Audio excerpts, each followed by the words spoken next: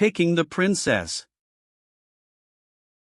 Dorothy and the Wizard in Oz by Ella Frank Baum, author of The Wizard of Oz, The Land of Oz, Ozma of Oz, etc. Illustrated by John R. Neal. Books of Wonder, William Morrow & Co., Inc., New York. Copyright 1908 by Ella Frank Baum, all rights reserved. Dedicated to Harriet A.A.B. O'Neill. To my readers, it's no use at all. The children won't let me stop telling tales of the Land of Oz. I know lots of other stories, and I hope to tell them, sometime or another, but just now my loving tyrants won't allow me. They cry, Oz, Oz. More about Oz, Mr. Baum, and what can I do but obey their commands? This is our book, mine and the children's. For they have flooded me with thousands of suggestions in regard to it, and I have honestly tried to adopt as many of these suggestions as could be fitted into one story. After the wonderful success of Ozma of Oz, it is evident that Dorothy has become a firm fixture in these Oz stories. The little ones all love Dorothy, and as one of my small friends aptly states, it isn't a real Oz story without her. So here she is again, as sweet and gentle and innocent as ever, I hope, and the heroine of another strange adventure. There were many requests from my little correspondents for more about the wizard. It seems the jolly old fellow made hosts of friends in the first Oz book, in spite of the fact that he frankly acknowledged himself a humbug. The children had heard how he mounted into the sky in a balloon, and they were all waiting for him to come down again. So what could I do but tell what happened to the wizard afterward? You will find him in these pages, just the same humbug wizard as before. There was one thing the children demanded which I found it impossible to do in this present book. They bade me introduce Toto, Dorothy's little black dog, who has many friends among my readers. But you will see, when you begin to read the story, that Toto was in Kansas while Dorothy was in California, and so she had to start on her adventure without him. In this book Dorothy had to take her kitten with her instead of her dog, but in the next Oz book, if I am permitted to write one, I intend to tell a good deal about Toto's further history. Princess Ozma, whom I love as much as my readers do, is again introduced in this story, and so are several of our old friends of Oz. You will also become acquainted with Jim the cab horse, the 9 tiny piglets, and Eureka, the kitten. I am sorry the kitten was not as well behaved as she ought to have been, but perhaps she wasn't brought up properly. Dorothy found her, you see, and who her parents were nobody knows. I believe, my dears, that I am the proudest storyteller that ever lived. Many a time tears of pride and joy have stood in my eyes while I read the tender, loving, appealing letters that come to me in almost every mail from my little readers. To have pleased you, to have interested you, to have won your friendship, and perhaps your love, through my stories, is to my mind as great an achievement as to become President of the United States. Indeed, I would much rather be your storyteller, under these conditions, than to be the president. So you have helped me to fulfill my life's ambition, and I am more grateful to you, my dears, than I can express in words. I try to answer every letter of my young correspondents, yet sometimes there are so many letters that a little time must pass before you get your answer. But be patient, friends, for the answer will surely come, and by writing to me you more than repay me for the pleasant task of preparing these books. Besides, I am proud to acknowledge that the books are partly yours, for your suggestions often guide me in telling the stories, and I am sure they would not be half so good without your clever and thoughtful assistance. Ella Frank Baum, Coronado, 1908. List of chapters. Chapter page: The studio door 1, the earthquake 13:2, the glass city 23:3, the arrival of the wizard 41, for the vegetable kingdom 55:5, Dorothy picks the princess 64:6, the mongoose proved dangerous 77:7, into the black pit and out again 88:8, the valley of voices 95:9, they fight the invisible bears 106:10, the braided man of pyramid 1. 2011, they meet the wooden gargoyles 131:12, a wonderful escape 142:13, the den of the dragonettes 160:14, Ozma uses the magic belt 172:15, old friends are reunited 187:16, Jim, the cab horse 203:17, the 9 tiny piglets 217:18, the trial of Eureka, The Kitten 231-19. The Wizard performs another trick 240-20. Zeb returns to the ranch 251. Chapter 1. Contents: the earthquake he trained from Frisco was very late. It should have arrived at Hugson's Siding at midnight, but it was already 5 o'clock and the gray dawn was breaking in the east when the little train slowly rumbled up to the open shed that served for the station house. As it came to a stop, the conductor called out in a loud voice, "Hugson's Siding." At once a little girl rose from her seat and walked to the door of the car, carrying a wicker suitcase in one hand and a round birdcage covered up with newspapers in the other, while a parasol was tucked under her arm. The conductor helped her off the car and then the engineer started his train again, so that it puffed and groaned and moved slowly away up the track. The reason he was so late was because all through the night there were times when the solid earth shook and trembled under him, and the engineer was afraid that at any moment the rails might spread apart and an accident happen to his passengers. So he moved the cars slowly and with caution. The little girl stood still to watch until the train had disappeared around a curve, then she turned to see where she was. The shed at Hugson's Siding was bare save for an old wooden bench, and did not look very inviting. As she peered through the soft gray light, not a house of any sort was visible near the station, nor was any person in sight, but after a while the child discovered a horse and buggy standing near a group of trees a short distance away. She walked toward it and found the horse tied to a tree and standing motionless, with its head hanging down almost to the ground. It was a big horse, tall and bony, with long legs and large knees and feet. She could count his ribs easily where they showed through the skin of his body, and his head was long and seemed altogether too big for him, as if it did not fit. His tail was short and scraggly, and his harness had been broken in many places and fastened together again with cords and bits of wire. The buggy seemed almost new, for it had a shiny top and side curtains. Getting around in front, so that she could look inside, the girl saw a boy curled up on the seat, fast asleep. She set down the birdcage and poked the boy with her parasol. Presently he woke up, rose to a sitting position and rubbed his eyes briskly. "Hello," he said, seeing her, "are you Dorothy Gale?" "Yes," she answered, looking gravely at his tousled hair and blinking gray eyes. "Have you come to take me to Hugson's ranch?" "Of course," he answered. "Train in?" "I couldn't be here if it wasn't," she said. He laughed at that, and his laugh was merry and frank. Jumping out of the buggy, he put Dorothy's suitcase under the seat and her birdcage on the floor in front. "Canary birds?" he asked. "Oh, no, it's just Eureka, my kitten. I thought that was the best way to carry her." The boy nodded. "Eureka's a funny name for a cat," he remarked. "I named my kitten that because I found it," she explained. "Uncle Henry says Eureka means I have found it." "All right, hop in." She climbed into the buggy and he followed her. Then the boy picked up the reins, shook them, and said "Gidap." The horse did not stir. Dorothy thought he just wiggled one of his drooping ears, but that was all. "Gidap," called the boy, again. The horse stood still. "Perhaps," said Dorothy, "if you untied him, he would go." The boy laughed cheerfully and jumped out. "Guess I'm half asleep yet," he said, untying the horse. "But Jim knows his business all right, don't you, Jim?" patting the long nose of the animal. Then he got into the buggy again and took the reins, and the horse at once backed away from the tree, turned slowly around, and began to trot down the sandy road which was just visible in the dim light. "Thought the train would never come," observed the boy. "I've waited at that station for 5 hours." "We had a lot of earthquakes," said Dorothy. "Didn't you feel the ground shake?" "Yes, but we're used to such things in California," he replied. "They don't scare us much." Dorothy poked the boy with her parasol.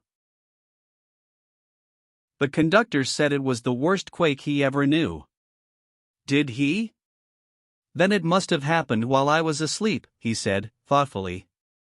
"How is Uncle Henry?" she inquired, after a pause during which the horse continued to trot with long, regular strides. "He's pretty well. He and Uncle Hugson have been having a fine visit. Is Mr. Hugson your uncle? She asked. Yes.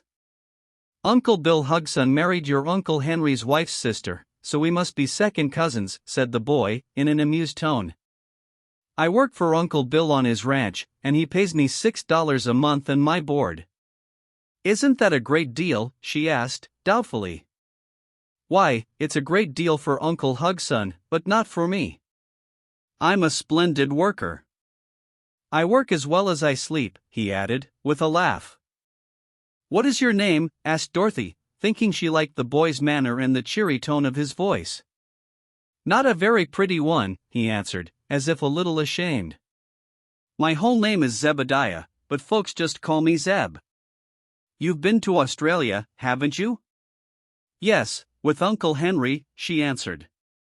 We got to San Francisco a week ago, and Uncle Henry went right on to Hugson's ranch for a visit while I stayed a few days in the city with some friends we had met.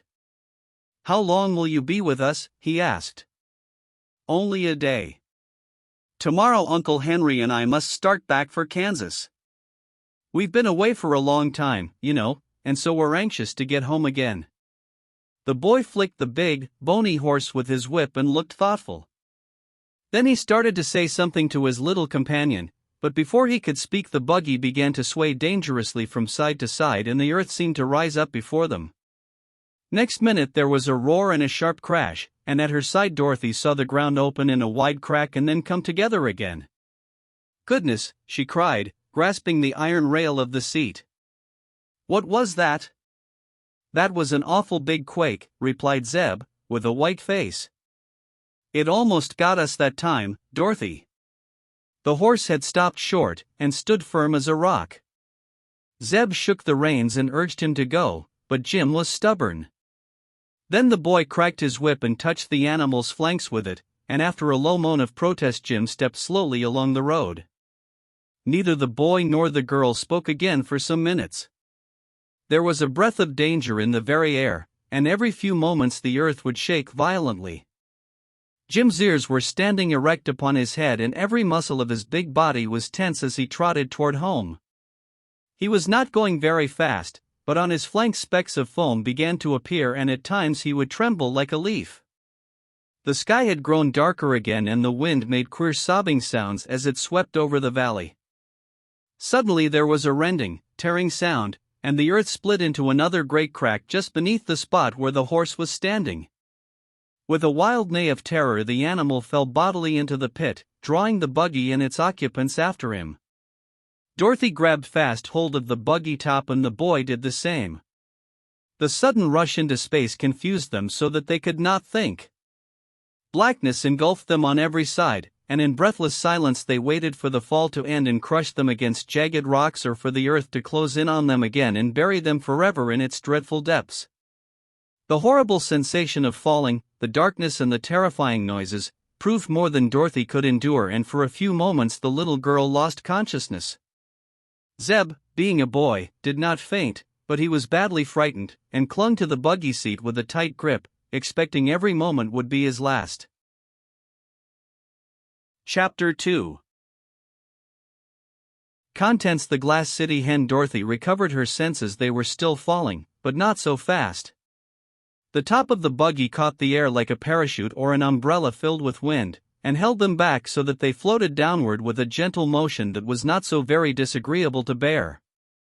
The worst thing was their terror of reaching the bottom of this great crack in the earth, and the natural fear that sudden death was about to overtake them at any moment. Crash after crash echoed far above their heads, as the earth came together where it had split, and stones and chunks of clay rattled around them on every side. These they could not see, but they could feel them pelting the buggy top, and Jim screamed almost like a human being when a stone overtook him and struck his bony body. They did not really hurt the poor horse, because everything was falling together, only the stones and rubbish fell faster than the horse and buggy, which were held back by the pressure of the air, so that the terrified animal was actually more frightened than he was injured. How long this state of things continued Dorothy could not even guess, she was so greatly bewildered. But by and by, as she stared ahead into the black chasm with a beating heart, she began to dimly see the form of the horse Jim, his head up in the air, his ears erect and his long legs sprawling in every direction as he tumbled through space. Also, turning her head, she found that she could see the boy beside her, who had until now remained as still and silent as she herself. Dorothy sighed and commenced to breathe easier. She began to realize that death was not in store for her, after all, but that she had merely started upon another adventure, which promised to be just as queer and unusual as were those she had before encountered. With this thought in mind, the girl took heart and leaned her head over the side of the buggy to see where the strange light was coming from. Far below her she found 6 great glowing balls suspended in the air. The central and largest one was white, and reminded her of the sun. Around it were arranged, like the 5 points of a star, the other 5 brilliant balls, one being rose-colored, one violet, one yellow, one blue and one orange. This splendid group of colored suns sent rays darting in every direction, and as the horse and buggy, with Dorothy and Zeb, sank steadily downward and came nearer to the lights, the rays began to take on all the delicate tintings of a rainbow, growing more and more distinct every moment until all the space was brilliantly illuminated. Dorothy was too dazed to say much, but she watched one of Jim's big ears turn to violet and the other to rose, and wondered that his tail should be yellow and his body striped with blue and orange like the stripes of a zebra. Then she looked at Zeb, whose face was blue and whose hair was pink, and gave a little laugh that sounded a bit nervous. "Isn't it funny?" she said. The boy was startled and his eyes were big. Dorothy had a green streak through the center of her face where the blue and yellow lights came together, and her appearance seemed to add to his fright. I don't see anything funny about it," he stammered. Horse, buggy, and all fell slowly. Just then the buggy tipped slowly over upon its side, the body of the horse tipping also. But they continued to fall, all together, and the boy and girl had no difficulty in remaining upon the seat, just as they were before. Then they turned bottom side up, and continued to roll slowly over until they were right side up again. During this time Jim struggled frantically, all his legs kicking the air, but on finding himself in his former position the horse said, in a relieved tone of voice, "Well, that's better." Dorothy and Zeb looked at one another in wonder. "Can your horse talk?" she asked. "Never knew him to, before," replied the boy. "Those were the first words I ever said," called out the horse, who had overheard them, "and I can't explain why I happened to speak then. This is a nice scrape you've got me into, isn't it?" "As for that, we are in the same scrape ourselves," answered Dorothy, cheerfully. "But never mind, something will happen pretty soon." "Of course," growled the horse, "and then we shall be sorry it happened." Zeb gave a shiver. All this was so terrible and unreal that he could not understand it at all, and so had good reason to be afraid. Swiftly they drew near to the flaming colored suns, and passed close beside them. The light was then so bright that it dazzled their eyes, and they covered their faces with their hands to escape being blinded. There was no heat in the colored suns, however, and after they had passed below them the top of the buggy shut out many of the piercing rays so that the boy and girl could open their eyes again. "We've got to come to the bottom sometime," remarked Zeb, with a deep sigh. "We can't keep falling forever, you know."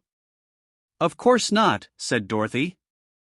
"We are somewhere in the middle of the earth, and the chances are we'll reach the other side of it before long." "But it's a big hollow, isn't it?" "Awful big," answered the boy. "We're coming to something now," announced the horse. At this they both put their heads over the side of the buggy and looked down.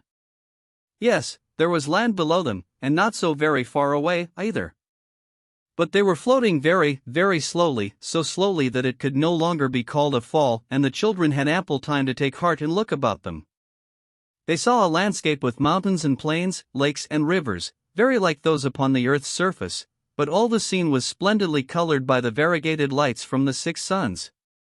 Here and there were groups of houses that seemed made of clear glass, because they sparkled so brightly. "I'm sure we are in no danger," said Dorothy, in a sober voice. "We are falling so slowly that we can't be dashed to pieces when we land, and this country that we are coming to seems quite pretty." "We'll never get home again, though," declared Zeb, with a groan. "Oh, I'm not so sure of that, replied the girl. But don't let us worry over such things, Zeb. We can't help ourselves just now, and I've always been told it's foolish to borrow trouble. The boy became silent, having no reply to so sensible a speech, and soon both were fully occupied in staring at the strange scenes spread out below them. They seemed to be falling right into the middle of a big city which had many tall buildings with glass domes and sharp-pointed spires. These spires were like great spear points, and if they tumbled upon one of them they were likely to suffer serious injury. Jim the horse had seen these spires, also, and his ears stood straight up with fear, while Dorothy and Zeb held their breaths in suspense. But no, they floated gently down upon a broad, flat roof, and came to a stop at last. When Jim felt something firm under his feet, the poor beast's legs trembled so much that he could hardly stand, but Zeb at once leaped out of the buggy to the roof, and he was so awkward and hasty that he kicked over Dorothy's birdcage, which rolled out upon the roof so that the bottom came off. At once a pink kitten crept out of the upset cage, sat down upon the glass roof, and yawned and blinked its round eyes. "Oh," said Dorothy. "There's Eureka." "First time I ever saw a pink cat," said Zeb. "Eureka isn't pink, she's white. It's this queer light that gives her that color." "Where's my milk?" asked the kitten, looking up into Dorothy's face. "I'm most starved to death." "Oh, Eureka. Can you talk?" "Talk? Am I talking? Good gracious, I believe I am." "Isn't it funny?" asked the kitten. "It's all wrong," said Zeb, gravely. "Animals ought not to talk. But even old Jim has been saying things since we had our accident." "I can't see that it's wrong," remarked Jim, in his gruff tones. "At least, it isn't as wrong as some other things. What's going to become of us now?" "I don't know," answered the boy, looking around him curiously. The houses of the city were all made of glass, so clear and transparent that one could look through the walls as easily as though a window. Dorothy saw, underneath the roof on which she stood, several rooms used for rest chambers, and even thought she could make out a number of queer forms huddled into the corners of these rooms. The roof beside them had a great hole smashed through it, and pieces of glass were lying scattered in every direction. A nearby steeple had been broken off short and the fragments lay heaped beside it. Other buildings were cracked in places or had corners chipped off from them, but they must have been very beautiful before these accidents had happened to mar their perfection. The rainbow tints from the colored suns fell upon the glass city softly and gave to the buildings many delicate, shifting hues which were very pretty to see. But not a sound had broken the stillness since the strangers had arrived, except that of their own voices. They began to wonder if there were no people to inhabit this magnificent city of the inner world. Suddenly a man appeared through a hole in the roof next to the one they were on and stepped into plain view. He was not a very large man, but was well formed and had a beautiful face, calm and serene as the face of a fine portrait. His clothing fitted his form snugly and was gorgeously colored in brilliant shades of green, which varied as the sunbeams touched them but was not wholly influenced by the solar rays. The man had taken a step or two across the glass roof before he noticed the presence of the strangers, but then he stopped abruptly. There was no expression of either fear or surprise upon his tranquil face, yet he must have been both astonished and afraid, for after his eyes had rested upon the ungainly form of the horse for a moment he walked rapidly to the furthest edge of the roof, his head turned back over his shoulder to gaze at the strange animal. "Look out!" cried Dorothy, who noticed that the beautiful man did not look where he was going. "Be careful, or you'll fall off." But he paid no attention to her warning. He reached the edge of the tall roof, stepped 1 foot out into the air, and walked into space as calmly as if he were on firm ground. The girl, greatly astonished, ran to lean over the edge of the roof, and saw the man walking rapidly through the air toward the ground. Soon he reached the street and disappeared through a glass doorway into one of the glass buildings. "How strange," she exclaimed, drawing a long breath. "Yes, but it's lots of fun, if it is strange," remarked the small voice of the kitten, and Dorothy turned to find her pet walking in the air a foot or so away from the edge of the roof. "Come back, Eureka," she called, in distress, "you'll certainly be killed." "I have 9 lives," said the kitten, purring softly as it walked around in a circle and then came back to the roof. "But I can't lose even one of them by falling in this country, because I really couldn't manage to fall if I wanted to." "Does the air bear up your weight?" asked the girl. "Of course, can't you see?" And again the kitten wandered into the air and back to the edge of the roof. "It's wonderful," said Dorothy. "Suppose we let Eureka go down to the street and get someone to help us," suggested Zeb, who had been even more amazed than Dorothy at these strange happenings. "Perhaps we can walk on the air ourselves," replied the girl. Zeb drew back with a shiver. "I wouldn't dare try," he said. "Maybe Jim will go," continued Dorothy, looking at the horse. "And maybe he won't," answered Jim. "I've tumbled through the air long enough to make me contented on this roof." "But we didn't tumble to the roof," said the girl. "By the time we reached here we were floating very slowly, and I'm almost sure we could float down to the street without getting hurt." "Eureka walks on the air all right." "Eureka weighs only about half a pound," replied the horse in a scornful tone, "while I weigh about half a ton." "You don't weigh as much as you ought to, Jim," remarked the girl, shaking her head as she looked at the animal. "You're dreadfully skinny." "Oh, well, I'm old," said the horse, hanging his head despondently, "and I've had lots of trouble in my day, little one. For a good many years I drew a public cab in Chicago, and that's enough to make anyone skinny." "He eats enough to get fat, I'm sure," said the boy, gravely. "Do I? Can you remember any breakfast that I've had today?" growled Jim, as if he resented Zeb's speech. "None of us has had breakfast," said the boy, "and in a time of danger like this it's foolish to talk about eating." "Nothing is more dangerous than being without food," declared the horse, with a sniff at the rebuke of his young master, "and just at present no one can tell whether there are any oats in this queer country or not.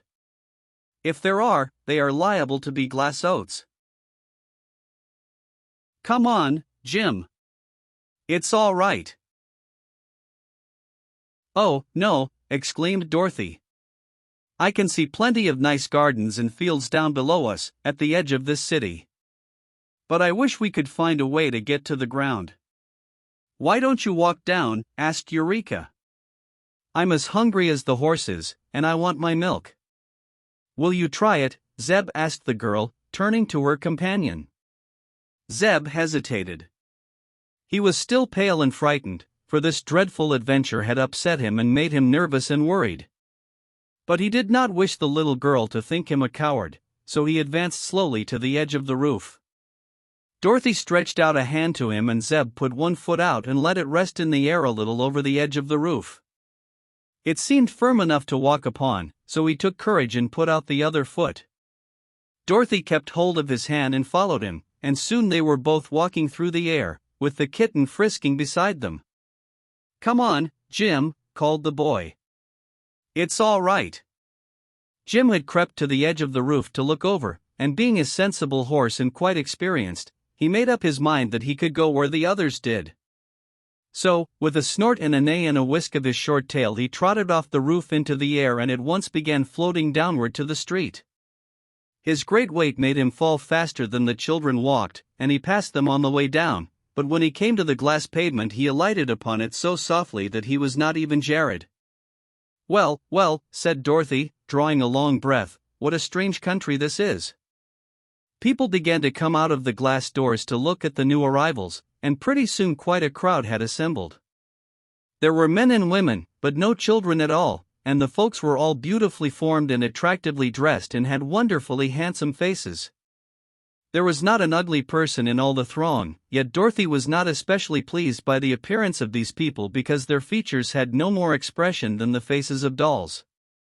They did not smile nor did they frown, or show either fear or surprise or curiosity or friendliness.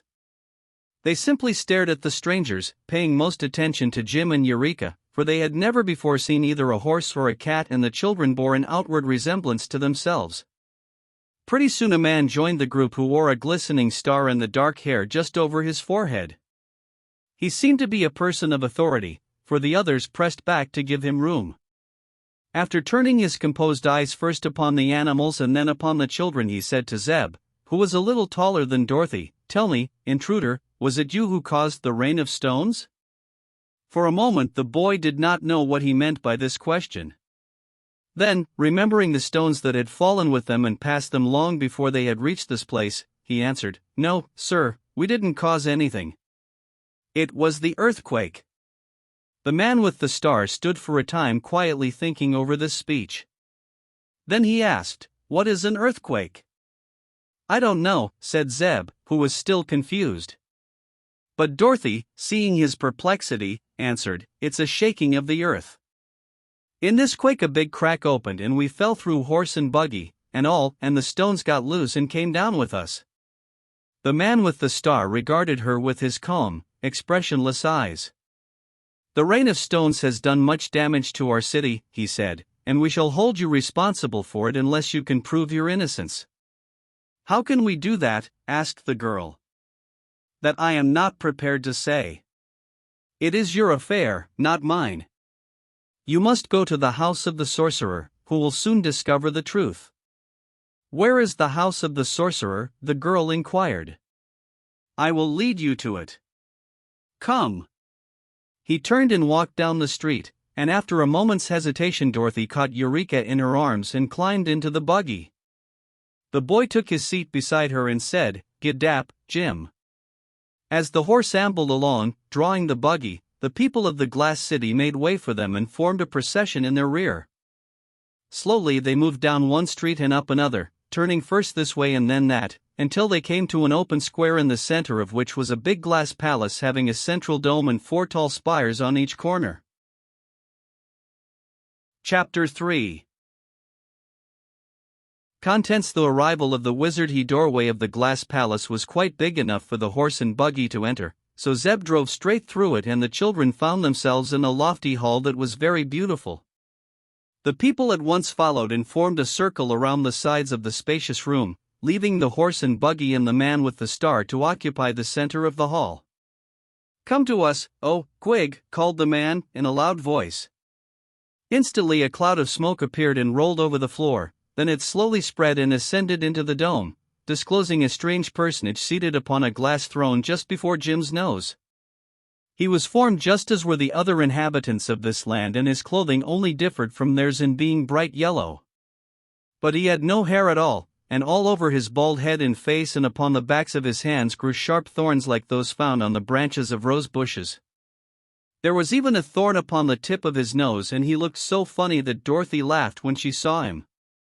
The sorcerer, hearing the laugh, looked toward the little girl with cold, cruel eyes, and his glance made her grow sober in an instant. Why have you dared to intrude your unwelcome persons into the secluded land of the Mongaboos? He asked, sternly. 'Cause we couldn't help it, said Dorothy. Why did you wickedly and viciously send the rain of stones to crack and break our houses? He continued. We didn't, declared the girl. Prove it, cried the sorcerer. We don't have to prove it, answered Dorothy, indignantly. If you had any sense at all you'd known it was the earthquake. We only know that yesterday came a rain of stones upon us, which did much damage and injured some of our people. Today came another rain of stones, and soon after it you appeared among us. By the way, said the man with the star, looking steadily at the sorcerer, you told us yesterday that there would not be a second rain of stones.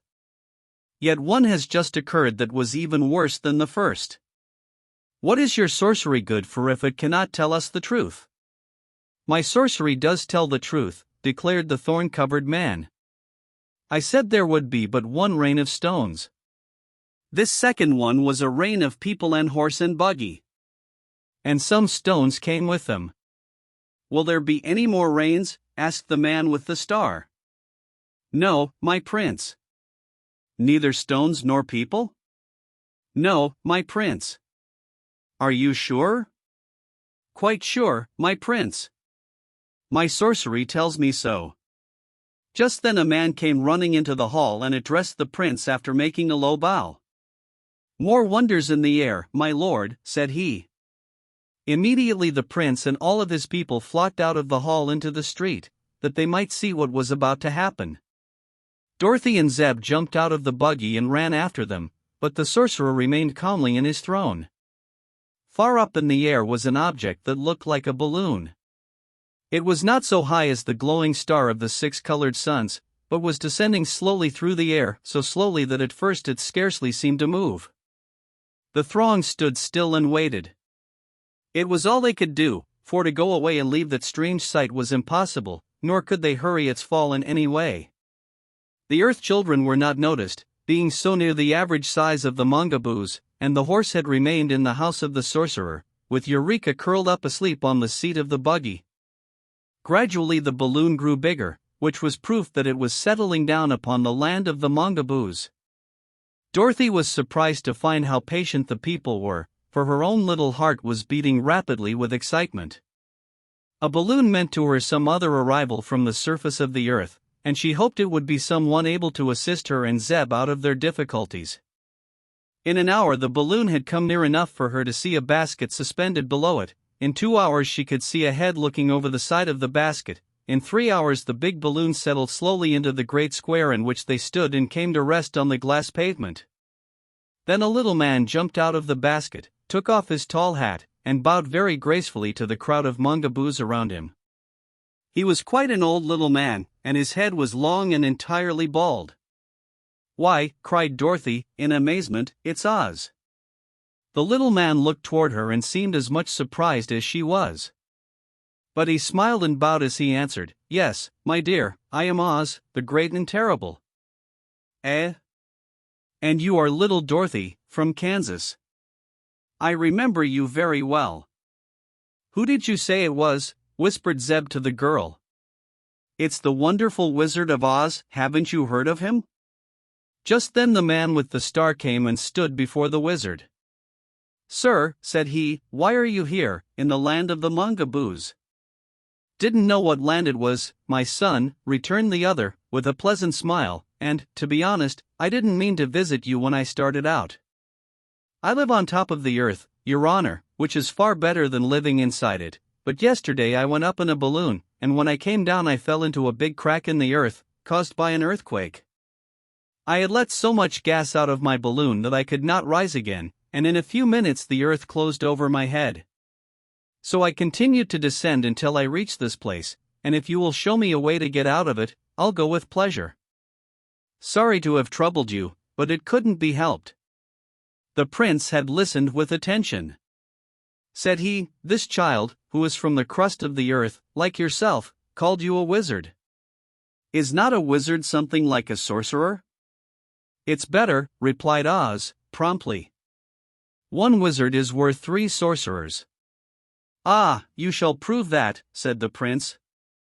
"We mongaboos have, at the present time, one of the most wonderful sorcerers that ever was picked from a bush, but he sometimes makes mistakes." "Do you ever make mistakes?" "Never," declared the wizard, boldly. "Oh, Oz," said Dorothy, "you made a lot of mistakes when you were in the marvelous land of Oz." "Nonsense," said the little man, turning red, although just then a ray of violet sunlight was on his round face. "Come with me," said the prince to him. "I wish you to meet our sorcerer." The wizard did not like this invitation, but he could not refuse to accept it. So he followed the prince into the great domed hall, and Dorothy and Zeb came after them, while the throng of people trooped in also. There sat the thorny sorcerer in his chair of state, and when the wizard saw him he began to laugh, uttering comical little chuckles. "What an absurd creature!" he exclaimed. "He may look absurd," said the prince, in his quiet voice, "but he is an excellent sorcerer. The only fault I find with him is that he is so often wrong." "I am never wrong," answered the sorcerer. "Only a short time ago you told me there would be no more rain of stones or of people," said the prince. "Well, what then? Here is another person descended from the air to prove you were wrong." "One person cannot be called people," said the sorcerer. "If 2 should come out of the sky you might with justice say I was wrong, but unless more than this one appears I will hold that I was right." "Very clever," said the wizard, nodding his head as if pleased. "I am delighted to find humbugs inside the earth, just the same as on top of it. Were you ever with a circus, brother?" "No," said the sorcerer. You ought to join one, declared the little man seriously. I belong to Baum and Barney's Great Consolidated Shows, 3 rings in one tent and a menagerie on the side. It's a fine aggregation, I assure you. What do you do? Asked the sorcerer. I go up in a balloon, usually, to draw the crowds to the circus. But I just had the bad luck to come out of the sky, skip the solid earth, and land lower down than I intended. But never mind. It isn't everybody who gets a chance to see your land of the Gabazoos. Mongaboos, said the sorcerer, correcting him. If you are a wizard, you ought to be able to call people by their right names. Oh, I'm a wizard, you may be sure of that. Just as good a wizard as you are a sorcerer. That remains to be seen, said the other. If you are able to prove that you are better, said the prince to the little man, I will make you the chief wizard of this domain. Otherwise, what will happen otherwise? Asked the wizard. I will stop you from living, and forbid you to be planted, returned the prince. That does not sound especially pleasant, said the little man, looking at the one with the star uneasily. But never mind. I'll beat old Prickly, all right. My name is Gwig, said the sorcerer, turning his heartless, cruel eyes upon his rival. Let me see you equal the sorcery I am about to perform. He waved a thorny hand, and at once the tinkling of bells was heard, playing sweet music. Yet, look where she would, Dorothy could discover no bells at all in the great glass hall. The Mongaboo people listened, but showed no great interest. It was one of the things Gwig usually did to prove he was a sorcerer. Now was the wizard's turn, so he smiled upon the assemblage and asked, Will somebody kindly loan me a hat? No one did, because the Mongaboos did not wear hats, and Zeb had lost his, somehow, in his flight through the air. Ahem, said the wizard, will somebody please loan me a handkerchief? But they had no handkerchiefs either. Very good, remarked the wizard. I'll use my own hat, if you please. Now, good people, observe me carefully. You see, there is nothing up my sleeve and nothing concealed about my person. Also, my hat is quite empty. He took off his hat and held it upside down, shaking it briskly. Let me see it, said the sorcerer. He took the hat and examined it carefully, returning it afterward to the wizard. Now, said the little man, I will create something out of nothing. He placed the hat upon the glass floor, made a pass with his hand, and then removed the hat, displaying a little white piglet no bigger than a mouse, which began to run around here and there and to grunt and squeal in a tiny, shrill voice. The people watched it intently, for they had never seen a pig before, big or little. The wizard reached out, caught the wee creature in his hand, and holding its head between one thumb and finger and its tail between the other thumb and finger, he pulled it apart, each of the 2 parts becoming a whole and separate piglet in an instant. He placed one upon the floor, so that it could run around, and pulled apart the other, making 3 piglets in all, and then one of these was pulled apart, making 4 piglets. The wizard continued this surprising performance until 9 tiny piglets were running about at his feet, all squealing and grunting in a very comical way. Now, said the Wizard of Oz, having created something from nothing, I will make something nothing again. With this he caught up 2 of the piglets and pushed them together, so that the 2 were one. Then he caught up another piglet and pushed it into the first, where it disappeared. And so, one by one, the 9 tiny piglets were pushed together until but a single one of the creatures remained. This the wizard placed underneath his hat and made a mystic sign above it. When he removed his hat, the last piglet had disappeared entirely. The little man gave a bow to the silent throng that had watched him, and then the prince said, in his cold, calm voice, You are indeed a wonderful wizard, and your powers are greater than those of my sorcerer. He will not be a wonderful wizard long, remarked Gwig. Why not? Inquired the wizard. Because I am going to stop your breath, was the reply. I perceive that you are curiously constructed, and that if you cannot breathe you cannot keep alive. The little man looked troubled. How long will it take you to stop my breath? He asked. About 5 minutes. I'm going to begin now. Watch me carefully." He began making queer signs and passes toward the wizard, but the little man did not watch him long. Instead, he drew a leathern case from his pocket and took from it several sharp knives, which he joined together, one after another, until they made a long sword. By the time he had attached a handle to this sword, he was having much trouble to breathe, as the charm of the sorcerer was beginning to take effect. So the wizard lost no more time, but leaping forward he raised the sharp sword, whirled it once or twice around his head, and then gave a mighty stroke that cut the body of the sorcerer exactly in two. Dorothy screamed and expected to see a terrible sight, but as the two halves of the sorcerer fell apart on the floor she saw that he had no bones or blood inside of him at all, and that the place where he was cut looked much like a sliced turnip or potato. "Why, he's vegetable," cried the wizard, astonished. "Of course," said the prince. "We are all vegetable, in this country. Are you not vegetable, also?" "No," answered the wizard. "People on top of the earth are all meat." "Will your sorcerer die?" "Certainly, sir. He is really dead now, and will wither very quickly. So we must plant him at once, that other sorcerers may grow upon his bush," continued the prince. "What do you mean by that?" asked the little wizard, greatly puzzled. "If you will accompany me to our public gardens," replied the prince, "I will explain to you much better than I can hear the mysteries of our vegetable kingdom." The wizard cut the sorcerer exactly in two. Chapter 4. Contents: the vegetable kingdom. After the wizard had wiped the dampness from his sword and taken it apart and put the pieces into their leathern case again, the man with the star ordered some of his people to carry the two halves of the sorcerer to the public gardens. Jim pricked up his ears when he heard they were going to the gardens, and wanted to join the party, thinking he might find something proper to eat, so Zeb put down the top of the buggy and invited the wizard to ride with him. The seat was amply wide enough for the little man and the two children, and when Jim started to leave the hall the kitten jumped upon his back and sat there quite contentedly.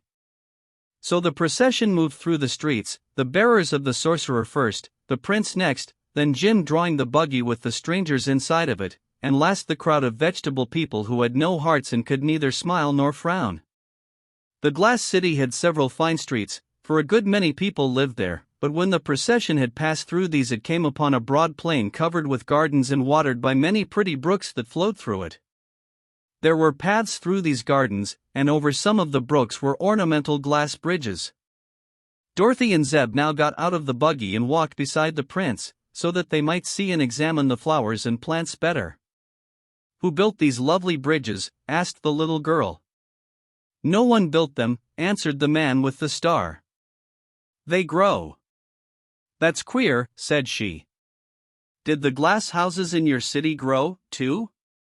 "Of course," he replied. "But it took a good many years for them to grow as large and fine as they are now. That is why we are so angry when a rain of stones comes to break our towers and crack our roofs." "Can't you mend them?" she inquired. "No, but they will grow together again, in time, and we must wait until they do."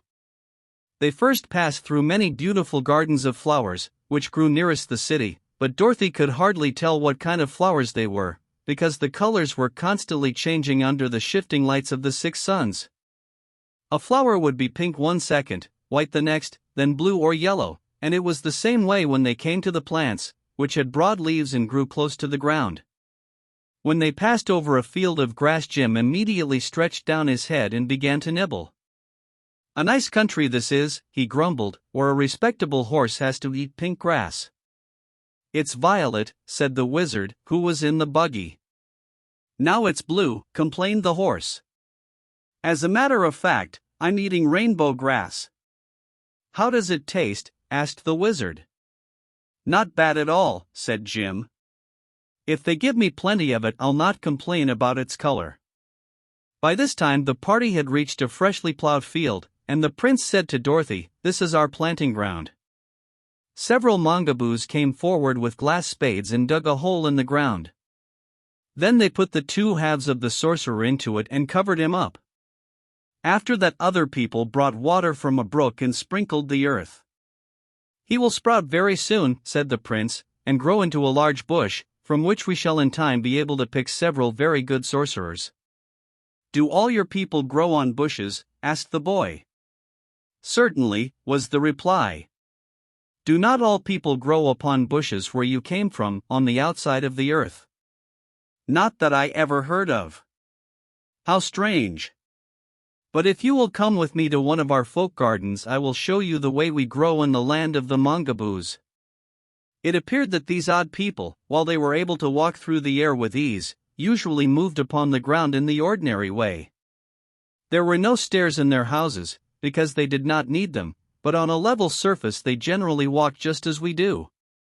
The little party of strangers now followed the prince across a few more of the glass bridges and along several paths until they came to a garden enclosed by a high hedge. Jim had refused to leave the field of grass, where he was engaged in busily eating, so the wizard got out of the buggy and joined Zeb and Dorothy, and the kitten followed demurely at their heels. Inside the hedge they came upon row after row of large and handsome plants with broad leaves gracefully curving until their points nearly reached the ground. In the center of each plant grew a daintily dressed mangaboo, for the clothing of all these creatures grew upon them and was attached to their bodies.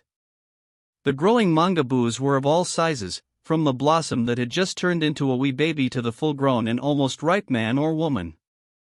On some of the bushes might be seen a bud, a blossom, a baby, a half-grown person and a ripe one, but even those ready to pluck were motionless and silent, as if devoid of life. This sight explained to Dorothy why she had seen no children among the mangaboos, a thing she had until now been unable to account for. "Our people do not acquire their real life until they leave their bushes," said the prince.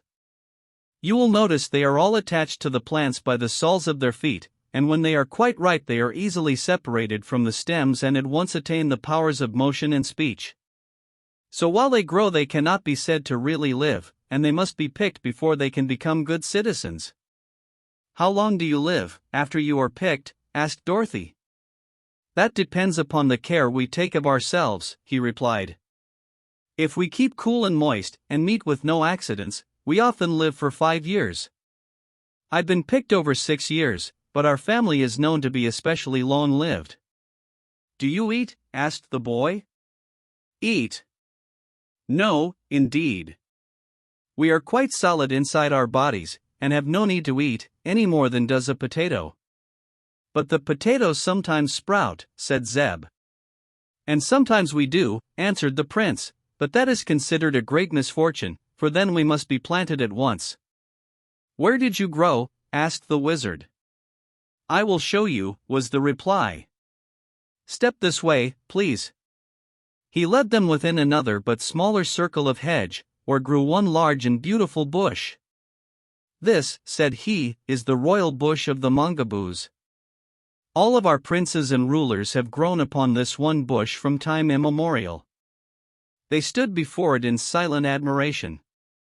On the central stalk stood poised the figure of a girl so exquisitely formed and colored and so lovely in the expression of her delicate features that Dorothy thought she had never seen so sweet and adorable a creature in all her life. The maiden's gown was soft as satin and fell about her in ample folds, while dainty lace-like traceries trimmed the bodice and sleeves. Her flesh was fine and smooth as polished ivory, and her poise expressed both dignity and grace. "Who is this?" asked the wizard, curiously.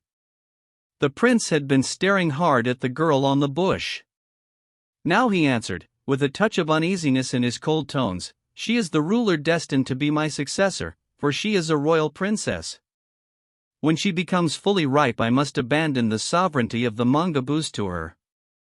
"Isn't she ripe now?" asked Dorothy. He hesitated. "Not quite," said he, finally. "It will be several days before she needs to be picked, or at least that is my judgment. I am in no hurry to resign my office and be planted, you may be sure." "Probably not," declared the wizard, nodding. "This is one of the most unpleasant things about our vegetable lives," continued the prince, with a sigh, "that while we are in our full prime we must give way to another, and be covered up in the ground to sprout and grow and give birth to other people." "I'm sure the princess is ready to be picked," asserted Dorothy, gazing hard at the beautiful girl on the bush. "She's as perfect as she can be.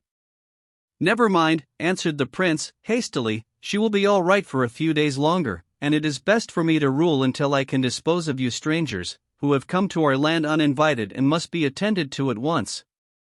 What are you going to do with us? Asked Zeb. That is a matter I have not quite decided upon, was the reply.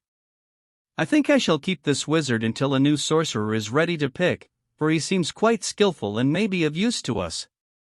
But the rest of you must be destroyed in some way, and you cannot be planted, because I do not wish horses and cats and meat people growing all over our country. You needn't worry, said Dorothy. We wouldn't grow underground, I'm sure. But why destroy my friends? Asked the little wizard. Why not let them live? They do not belong here, returned the prince. They have no right to be inside the earth at all. We didn't ask to come down here, we fell, said Dorothy. That is no excuse, declared the prince, coldly. The children looked at each other in perplexity, and the wizard sighed. Eureka rubbed her paw on her face and said in her soft, purring voice, He won't need to destroy me, for if I don't get something to eat pretty soon I shall starve to death, and so save him the trouble. If he planted you, he might grow some cattails, suggested the wizard.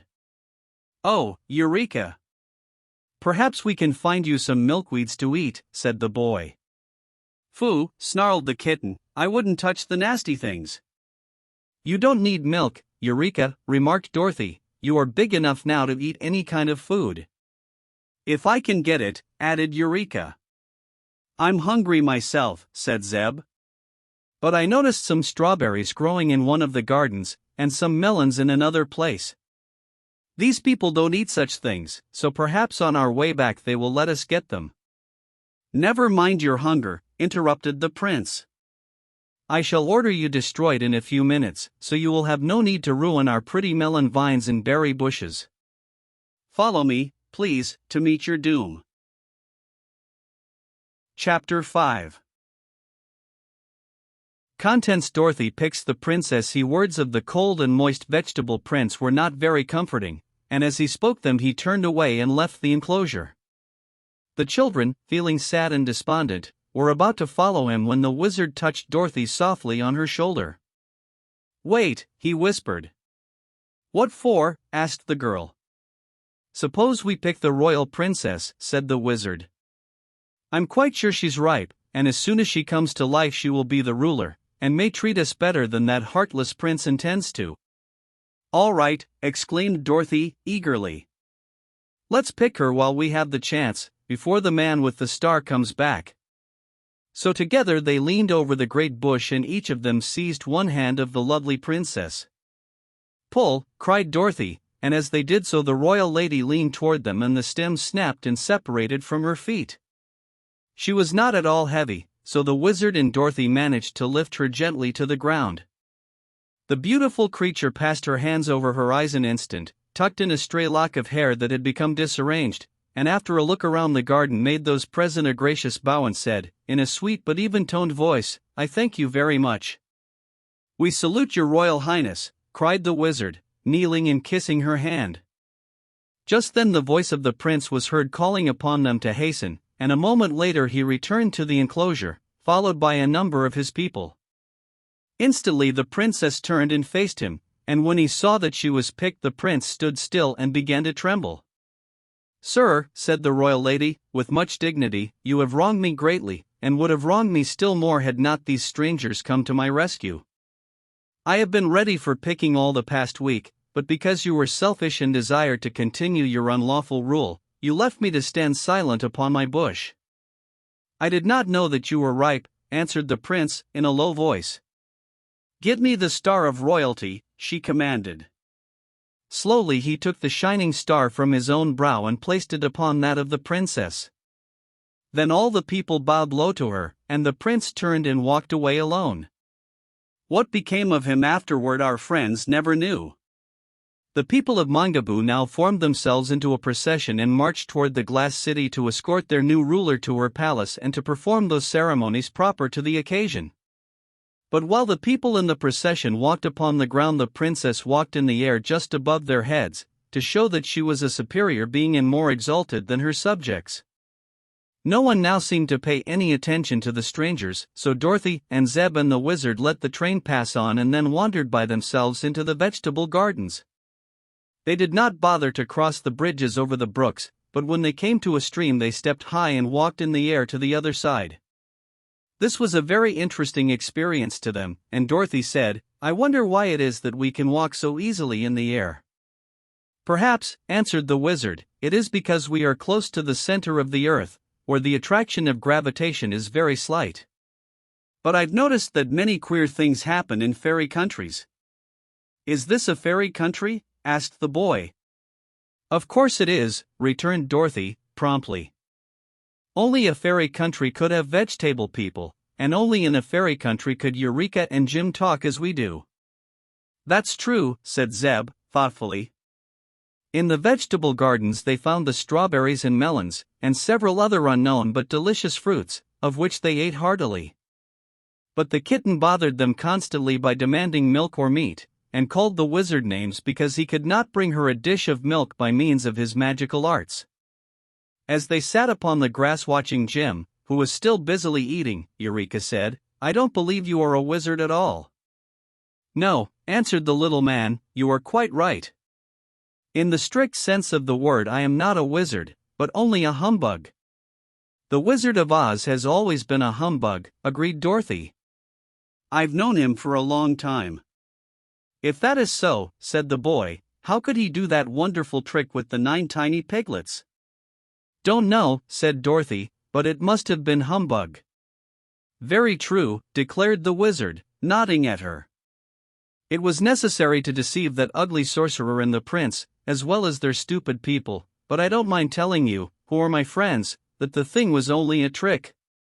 "But I saw the little pigs with my own eyes," exclaimed Zeb. "So did I," purred the kitten. "To be sure," answered the wizard.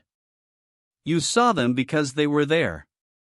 They are in my inside pocket now." But the pulling of them apart and pushing them together again was only a sleight of hand trick. "Let's see the pigs," said Eureka, eagerly. The little man felt carefully in his pocket and pulled out the tiny piglets, setting them upon the grass one by one, where they ran around and nibbled the tender blades. "They're hungry, too," he said. "Oh, what cunning things!" cried Dorothy, catching up one and petting it. "Be careful," said the piglet, with a squeal, "you're squeezing me." "Dear me," murmured the wizard, looking at his pets in astonishment. "They can actually talk." "May I eat one of them?" asked the kitten, in a pleading voice. "I'm awfully hungry." "Why, Eureka," said Dorothy, reproachfully, "what a cruel question. It would be dreadful to eat these dear little things." "I should say so," grunted another of the piglets, looking uneasily at the kitten. "Cats are cruel things." "I'm not cruel," replied the kitten, yawning. "I'm just hungry." "You cannot eat my piglets, even if you are starving," declared the little man, in a stern voice. "They are the only things I have to prove I'm a wizard." "How did they happen to be so little?" asked Dorothy. "I never saw such small pigs before." "They are from the island of Tintuint," said the wizard, "where everything is small because it's a small island. A sailor brought them to Los Angeles and I gave him 9 tickets to the circus for them." "But what am I going to eat?" wailed the kitten, sitting in front of Dorothy and looking pleadingly into her face. "There are no cows here to give milk, or any mice, or even grasshoppers. And if I can't eat the piglets, you may as well plant me at once and raise catsup." "I have an idea," said the wizard, "that there are fishes in these brooks." "Do you like fish?" "Fish?" cried the kitten. "Do I like fish? Why, they're better than piglets or even milk." "Then I'll try to catch you some," said he. "But won't they be vegetable, like everything else here?" asked the kitten. "I think not. Fishes are not animals, and they are as cold and moist as the vegetables themselves. There is no reason, that I can see, why they may not exist in the waters of this strange country." Then the wizard bent a pin for a hook and took a long piece of string from his pocket for a fish line. The only bait he could find was a bright red blossom from a flower, but he knew fishes are easy to fool if anything bright attracts their attention, so he decided to try the blossom. Having thrown the end of his line in the water of a nearby brook, he soon felt a sharp tug that told him a fish had bitten and was caught on the bent pin, so the little man drew in the string and, sure enough, the fish came with it and was landed safely on the shore, where it began to flop around in great excitement. In the garden of the mangaboos. The fish was fat and round, and its scales glistened like beautifully cut jewels set close together, but there was no time to examine it closely, for Eureka made a jump and caught it between her claws, and in a few moments it had entirely disappeared. "Oh, Eureka," cried Dorothy, "did you eat the bones?" "If it had any bones, I ate them," replied the kitten, composedly, as it washed its face after the meal. "But I don't think that fish had any bones, because I didn't feel them scratch my throat." "You were very greedy," said the girl. "I was very hungry," replied the kitten. The little pigs had stood huddled in a group, watching this scene with frightened eyes. "Cats are dreadful creatures," said one of them. "I'm glad we are not fishes," said another. "Don't worry," Dorothy murmured, soothingly, "I'll not let the kitten hurt you." Then she happened to remember that in a corner of her suitcase were 1 or 2 crackers that were left over from her luncheon on the train, and she went to the buggy and brought them. Eureka stuck up her nose at such food, but the tiny piglets squealed delightedly at the sight of the crackers and ate them up in a jiffy. "Now let us go back to the city," suggested the wizard. "That is, if Jim has had enough of the pink grass." The cab horse, who was browsing near, lifted his head with a sigh. "I've tried to eat a lot while I had the chance," said he, "for it's likely to be a long while between meals in this strange country. But I'm ready to go, now, at any time you wish." So, after the wizard had put the piglets back into his inside pocket, where they cuddled up and went to sleep, the 3 climbed into the buggy and Jim started back to the town. "Where shall we stay?" asked the girl.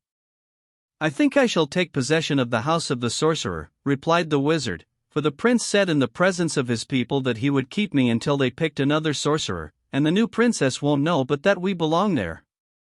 They agreed to this plan, and when they reached the great square, Jim drew the buggy into the big door of the domed hall. "It doesn't look very homelike," said Dorothy, gazing around at the bare room. "But it's a place to stay, anyhow." "What are those holes up there?" inquired the boy, pointing to some openings that appeared near the top of the dome. "They look like doorways," said Dorothy, "only there are no stairs to get to them." "You forget that stairs are unnecessary," observed the wizard. "Let us walk up, and see where the doors lead to." With this he began walking in the air toward the high openings, and Dorothy and Zeb followed him. It was the same sort of climb one experiences when walking up a hill, and they were nearly out of breath when they came to the row of openings, which they perceived to be doorways leading into halls in the upper part of the house. Following these halls they discovered many small rooms opening from them, and some were furnished with glass benches, tables, and chairs. But there were no beds at all. "I wonder if these people never sleep," said the girl. "Why, there seems to be no night at all in this country," Zeb replied. "Those colored suns are exactly in the same place they were when we came, and if there is no sunset there can be no night." "Very true," agreed the wizard. "But it is a long time since I have had any sleep, and I'm tired. So I think I shall lie down upon one of these hard glass benches and take a nap." "I will, too," said Dorothy, and chose a little room at the end of the hall. Zeb walked down again to unharness Jim, who, when he found himself free, rolled over a few times and then settled down to sleep, with Eureka nestling comfortably beside his big, bony body. Then the boy returned to one of the upper rooms, and in spite of the hardness of the glass bench was soon deep in slumberland. Chapter 6. Contents: the mangaboos proved dangerous. Hen the wizard awoke. The 6 colored suns were shining down upon the land of the mangaboos just as they had done ever since his arrival. The little man, having had a good sleep, felt rested and refreshed, and looking through the glass partition of the room he saw Zeb sitting up on his bench and yawning. So the wizard went in to him. "Zeb," said he, "my balloon is of no further use in this strange country, so I may as well leave it on the square where it fell. But in the basket car are some things I would like to keep with me. I wish you would go and fetch my satchel, 2 lanterns, and a can of kerosene oil that is under the seat. There is nothing else that I care about." So the boy went willingly upon the errand, and by the time he had returned Dorothy was awake. Then the 3 held a council to decide what they should do next, but could think of no way to better their condition. "I don't like these vegetable people," said the little girl. "They're cold and flabby, like cabbages, in spite of their prettiness." "I agree with you. It is because there is no warm blood in them," remarked the wizard.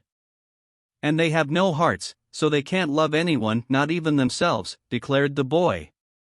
"The princess is lovely to look at," continued Dorothy, thoughtfully, "but I don't care much for her, after all. If there was any other place to go, I'd like to go there." "But is there any other place?" asked the wizard. "I don't know," she answered. Just then they heard the big voice of Jim the cab horse calling to them, and going to the doorway leading to the dome they found the princess and a throng of her people had entered the house of the sorcerer.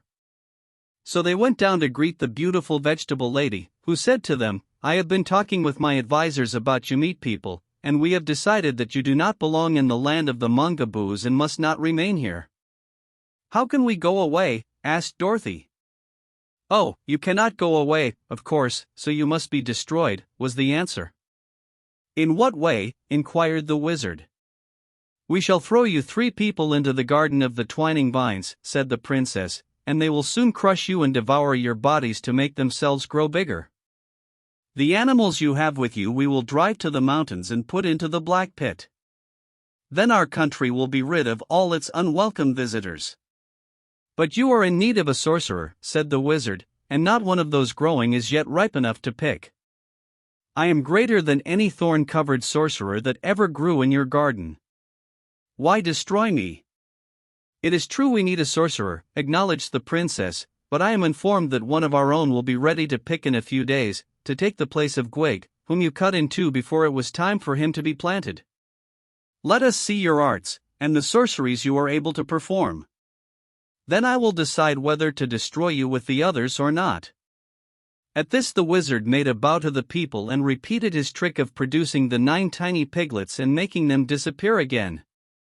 He did it very cleverly, indeed, and the princess looked at the strange piglets as if she were as truly astonished as any vegetable person could be.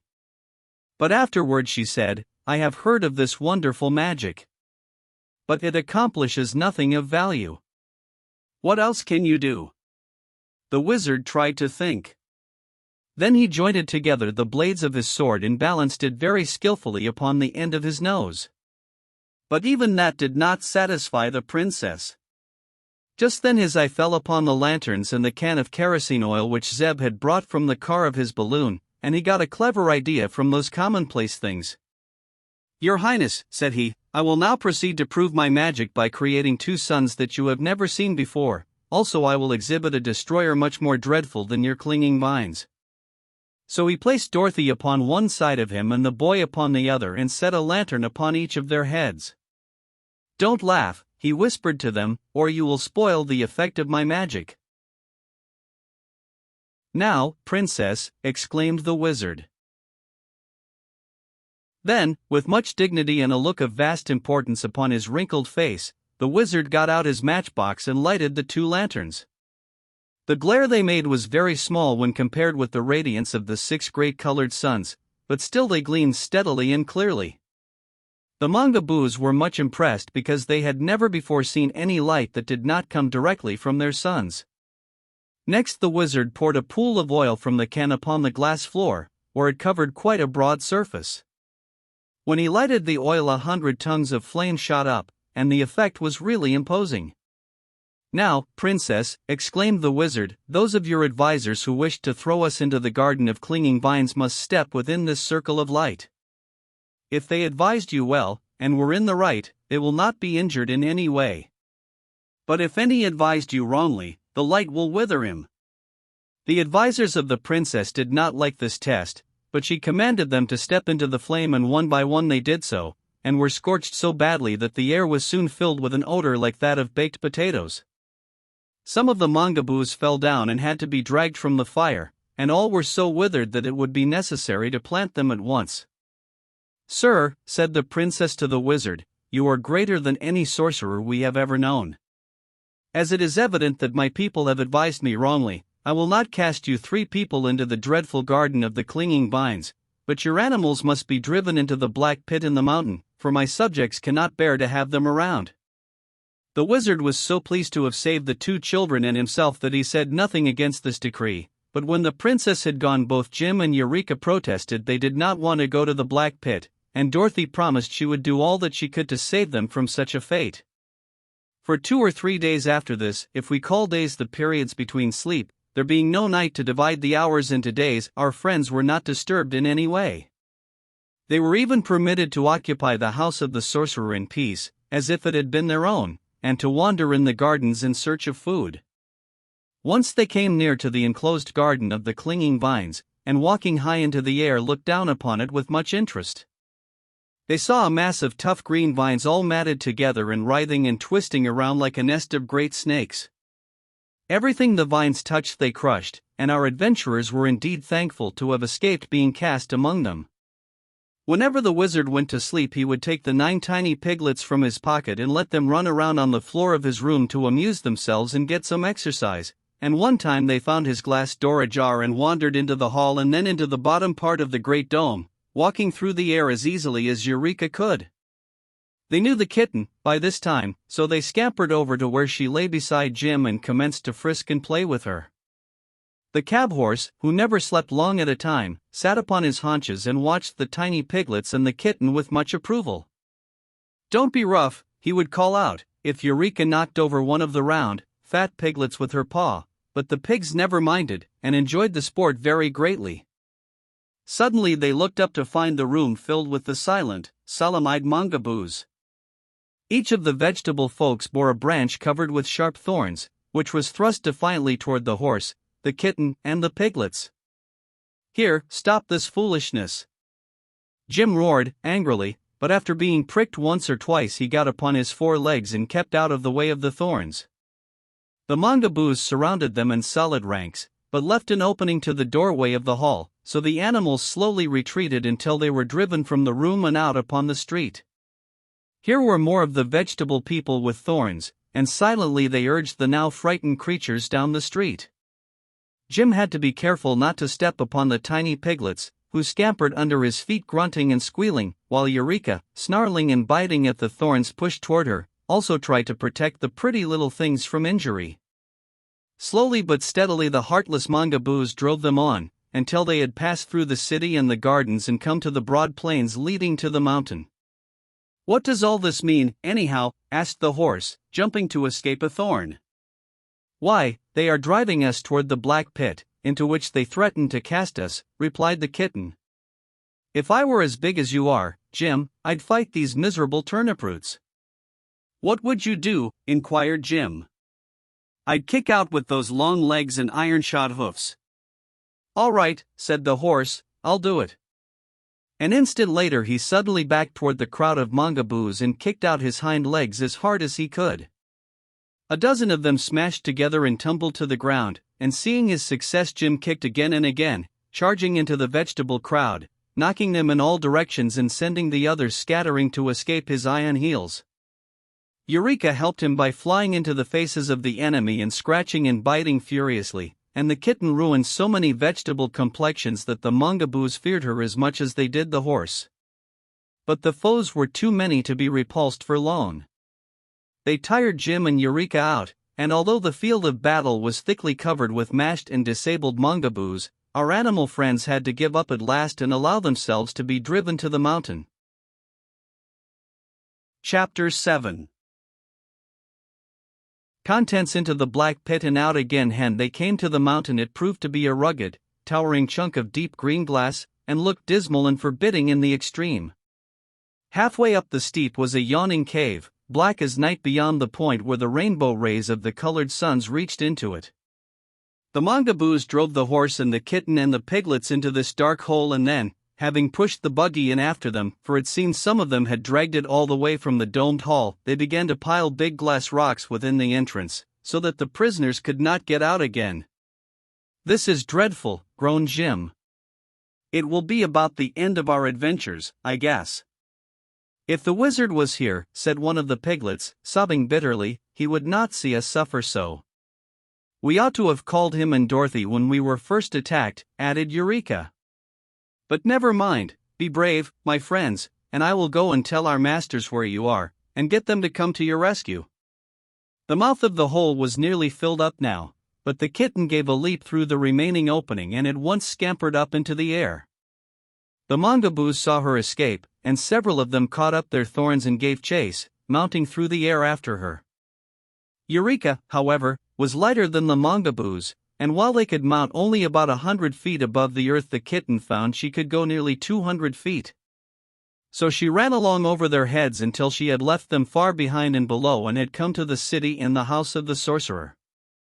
There she entered in at Dorothy's window in the dome and aroused her from her sleep. As soon as the little girl knew what had happened, she awakened the wizard and Zeb, and at once preparations were made to go to the rescue of Jim and the piglets. The wizard carried his satchel, which was quite heavy, and Zeb carried the 2 lanterns and the oil can. Dorothy's wicker suitcase was still under the seat of the buggy, and by good fortune the boy had also placed the harness in the buggy when he had taken it off from Jim to let the horse lie down and rest. So there was nothing for the girl to carry but the kitten, which she held close to her bosom and tried to comfort, for its little heart was still beating rapidly.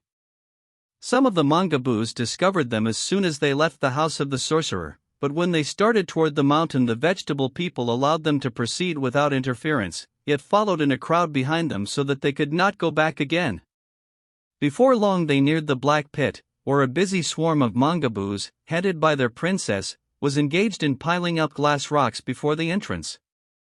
"Stop, I command you," cried the wizard, in an angry tone, and at once began pulling down the rocks to liberate Jim and the piglets. Instead of opposing him in this, they stood back in silence until he had made a good-sized hole in the barrier, when by order of the princess they all sprang forward and thrust out their sharp thorns. Through the Black Pit. Dorothy hopped inside the opening to escape being pricked, and Zeb and the wizard, after enduring a few stabs from the thorns, were glad to follow her. At once the Mongaboos began piling up the rocks of glass again, and as the little man realized that they were all about to be entombed in the mountain, he said to the children, "My dears, what shall we do? Jump out and fight?" "What's the use?" replied Dorothy. "I'd as soon die here as live much longer among those cruel and heartless people." "That's the way I feel about it," remarked Zeb, rubbing his wounds. "I've had enough of the Mongaboos." "All right," said the wizard, "I'm with you, whatever you decide. But we can't live long in this cavern, that's certain." Noticing that the light was growing dim, he picked up his 9 piglets, patted each one lovingly on its fat little head, and placed them carefully in his inside pocket. Zeb struck a match and lighted one of the lanterns. The rays of the colored suns were now shut out from them forever, for the last chinks had been filled up in the wall that separated their prison from the land of the Mongaboos. "How big is this hole?" asked Dorothy. "I'll explore it and see," replied the boy. So he carried the lantern back for quite a distance, while Dorothy and the wizard followed at his side. The cavern did not come to an end, as they had expected it would, but slanted upward through the great glass mountain, running in a direction that promised to lead them to the side opposite the Mongaboo country. "It isn't a bad road," observed the wizard, "and if we followed it, it might lead us to some place that is more comfortable than this black pocket we are now in. I suppose the vegetable folk were always afraid to enter this cavern because it is dark, but we have our lanterns to light the way, so I propose that we start out and discover where this tunnel in the mountain leads to." The others agreed readily to this sensible suggestion, and at once the boy began to harness Jim to the buggy. When all was in readiness, the 3 took their seats in the buggy and Jim started cautiously along the way, Zeb driving while the wizard and Dorothy each held a lighted lantern so the horse could see where to go. Sometimes the tunnel was so narrow that the wheels of the buggy grazed the sides, then it would broaden out as wide as a street, but the floor was usually smooth, and for a long time they traveled on without any accident. Jim stopped sometimes to rest, for the climb was rather steep and tiresome. "We must be nearly as high as the 6 colored suns by this time," said Dorothy. "I didn't know this mountain was so tall." "We are certainly a good distance away from the land of the Mongaboos," added Zeb, "for we have slanted away from it ever since we started." But they kept steadily moving, and just as Jim was about tired out with his long journey, the way suddenly grew lighter, and Zeb put out the lanterns to save the oil. To their joy they found it was a white light that now greeted them, for all were weary of the colored rainbow lights which, after a time, had made their eyes ache with their constantly shifting rays. The sides of the tunnel showed before them like the inside of a long spyglass, and the floor became more level. Jim hastened his lagging steps at this assurance of a quick relief from the dark passage, and in a few moments more they had emerged from the mountain and found themselves face to face with a new and charming country. Chapter 8. Contents: The Valley of Voices. While journeying through the glass mountain, they had reached a delightful valley that was shaped like the hollow of a great cup, with another rugged mountain showing on the other side of it, and soft and pretty green hills at the ends. It was all laid out into lovely lawns and gardens, with pebble paths leading through them and groves of beautiful and stately trees dotting the landscape here and there. There were orchards, too, bearing luscious fruits that are all unknown in our world. Alluring brooks of crystal water flowed sparkling between their flower-strewn banks, while scattered over the valley were dozens of the quaintest and most picturesque cottages our travelers had ever beheld. None of them were in clusters, such as villages or towns, but each had ample grounds of its own, with orchards and gardens surrounding it. As the new arrivals gazed upon this exquisite scene, they were enraptured by its beauties and the fragrance that permeated the soft air, which they breathed so gratefully after the confined atmosphere of the tunnel. Several minutes were consumed in silent admiration before they noticed two very singular and unusual facts about this valley. One was that it was lighted from some unseen source, for no sun or moon was in the arched blue sky, although every object was flooded with a clear and perfect light. The second and even more singular fact was the absence of any inhabitant of this splendid place. From their elevated position they could overlook the entire valley, but not a single moving object could they see. All appeared mysteriously deserted. The mountain on this side was not glass, but made of a stone similar to granite. With some difficulty and danger Jim drew the buggy over the loose rocks until he reached the green lawns below, where the paths and orchards and gardens began. The nearest cottage was still some distance away. "Isn't it fine?" cried Dorothy, in a joyous voice, as she sprang out of the buggy and let Eureka run frolicking over the velvety grass. "Yes, indeed," answered Zeb. "We were lucky to get away from those dreadful vegetable people." "It wouldn't be so bad," remarked the wizard, gazing around him, "if we were obliged to live here always. We couldn't find a prettier place, I'm sure." He took the piglets from his pocket and let them run on the grass, and Jim tasted a mouthful of the green blades and declared he was very contented in his new surroundings.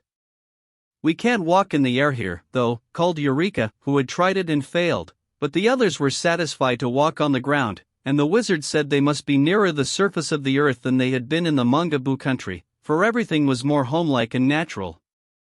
"But where are the people?" asked Dorothy. The little man shook his bald head.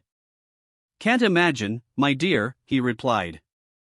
They heard the sudden twittering of a bird, but could not find the creature anywhere.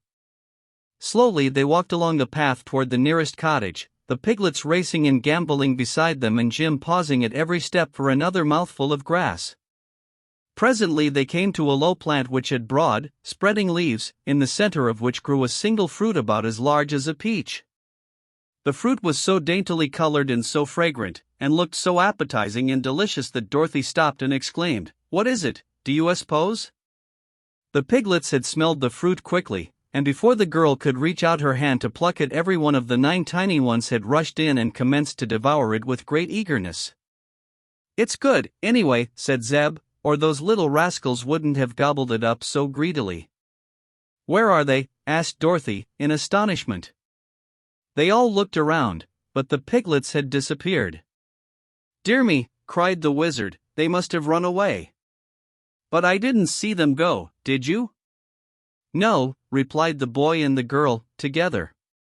Here, Piggy, Piggy, Piggy, called their master, anxiously.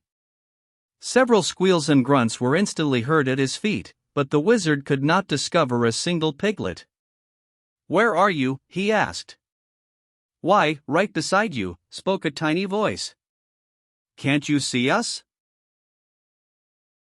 Are there really people in this room? No, answered the little man, in a puzzled tone. We can see you, said another of the piglets. The wizard stooped down and put out his hand, and at once felt the small fat body of one of his pets. He picked it up, but could not see what he held. It is very strange, said he, soberly. The piglets have become invisible, in some curious way. I'll bet it's because they ate that peach, cried the kitten. It wasn't a peach, Eureka, said Dorothy. I only hope it wasn't poison. It was fine, Dorothy, called one of the piglets. We'll eat all we can find of them, said another. But we mustn't eat them, the wizard warned the children, or we too may become invisible, and lose each other. If we come across another of the strange fruit we must avoid it. Calling the piglets to him, he picked them all up, one by one, and put them away in his pocket, for although he could not see them he could feel them, and when he had buttoned his coat he knew they were safe for the present. The travelers now resumed their walk toward the cottage, which they presently reached. It was a pretty place, with vines growing thickly over the broad front porch. The door stood open and a table was set in the front room, with 4 chairs drawn up to it. On the table were plates, knives and forks, and dishes of bread, meat and fruits. The meat was smoking hot and the knives and forks were performing strange antics and jumping here and there in quite a puzzling way. But not a single person appeared to be in the room. How funny, exclaimed Dorothy, who with Zeb and the wizard now stood in the doorway. A peal of merry laughter answered her, and the knives and forks fell to the plates with a clatter.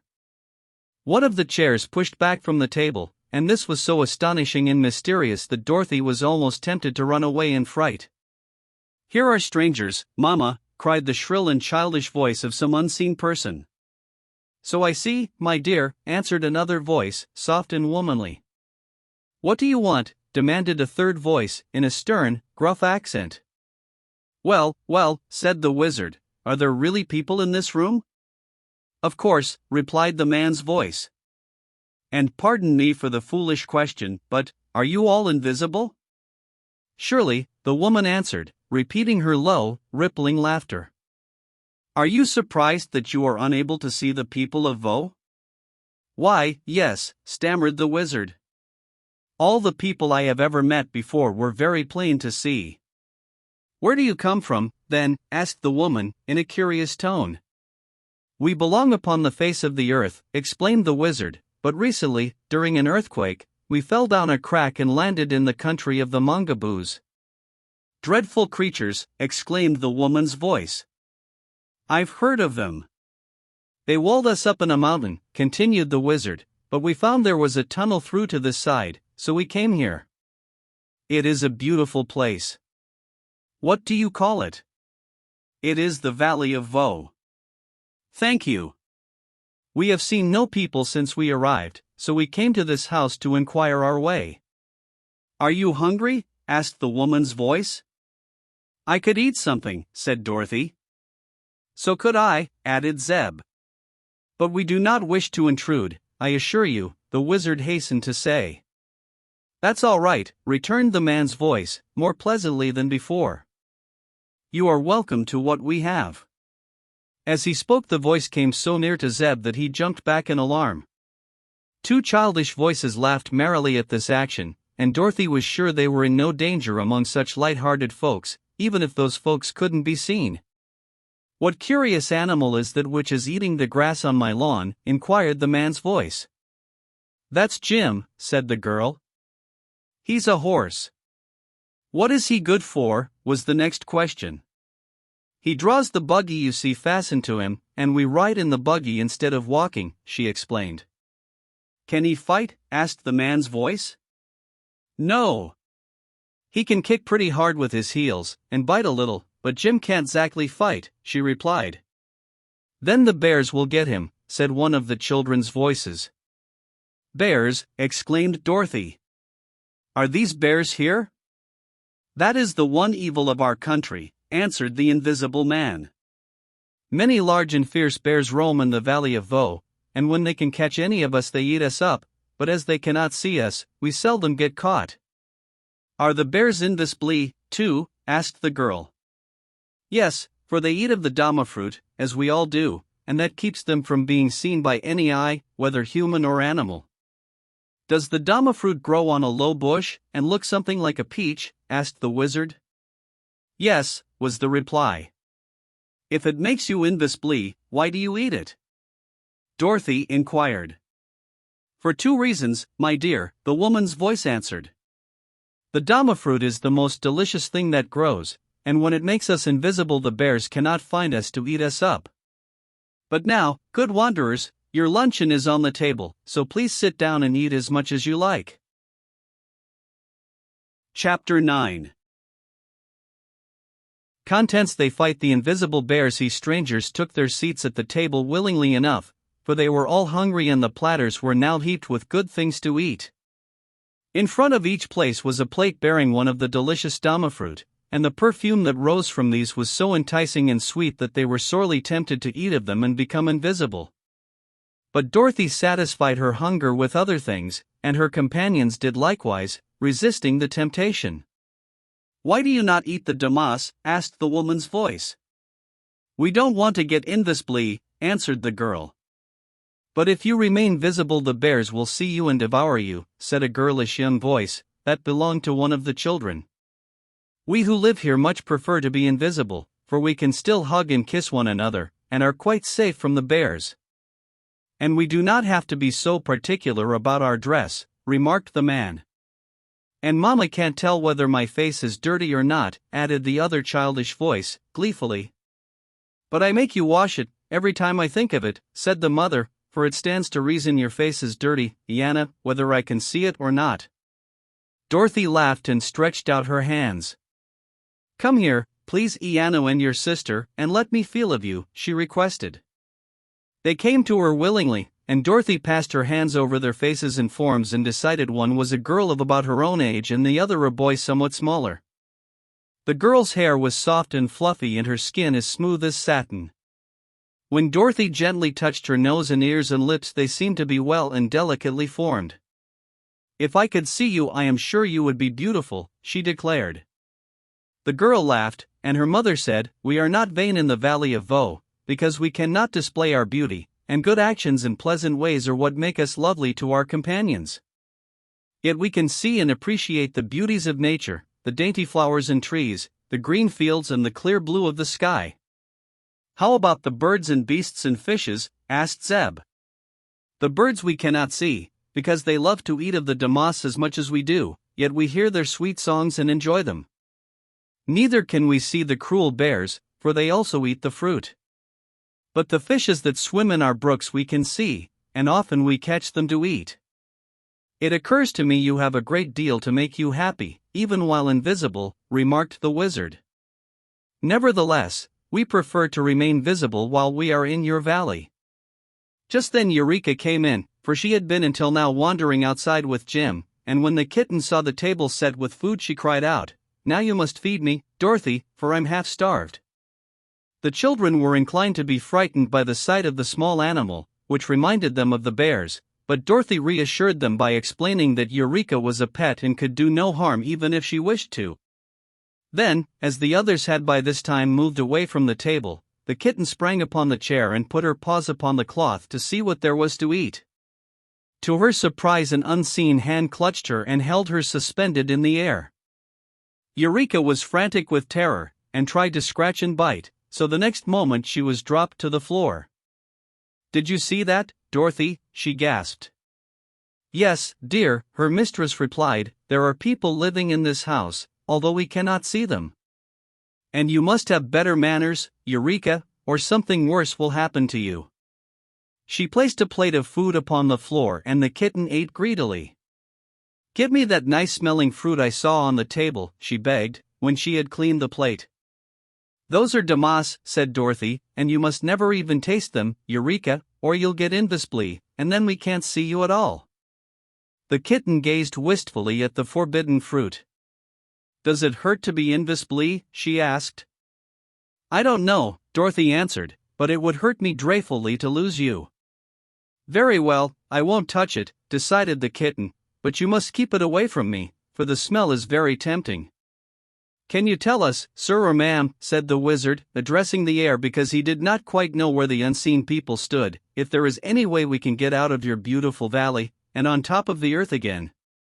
Oh, one can leave the valley easily enough, answered the man's voice, but to do so you must enter a far less pleasant country.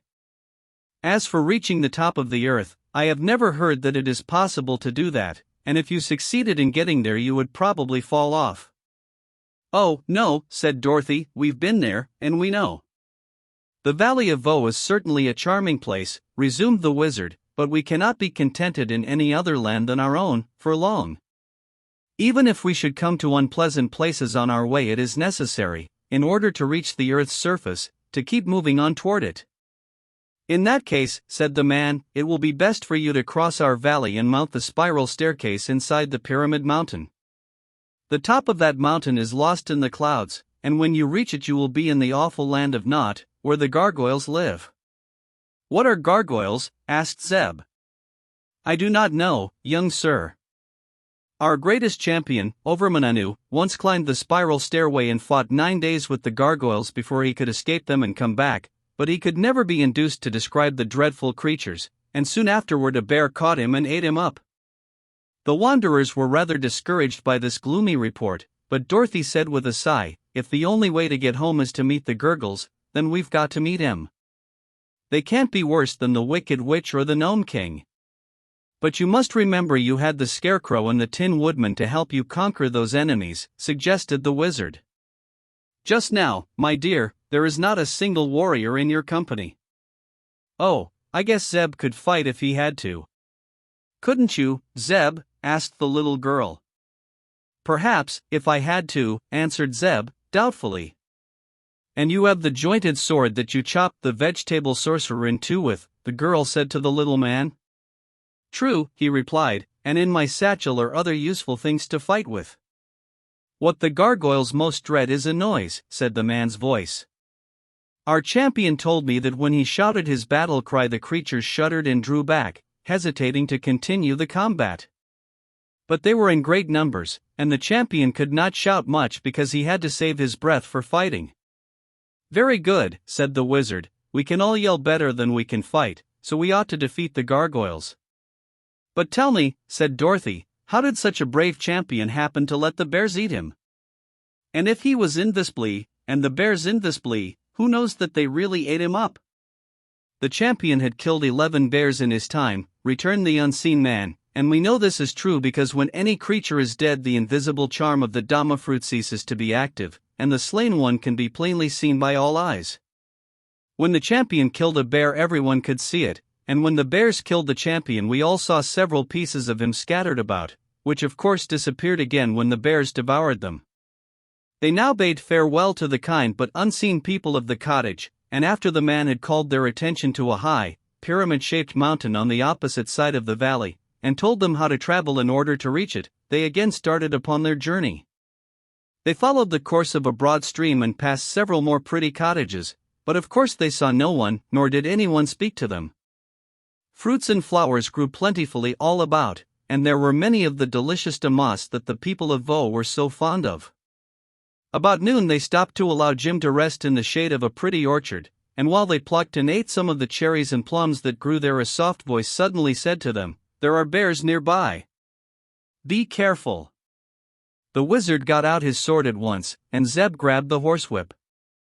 Dorothy climbed into the buggy, although Jim had been unharnessed from it and was grazing some distance away. The owner of the unseen voice laughed lightly and said, "You cannot escape the bears that way." "How can we escape?" asked Dorothy, nervously, for an unseen danger is always the hardest to face. "You must take to the river," was the reply. "The bears will not venture upon the water."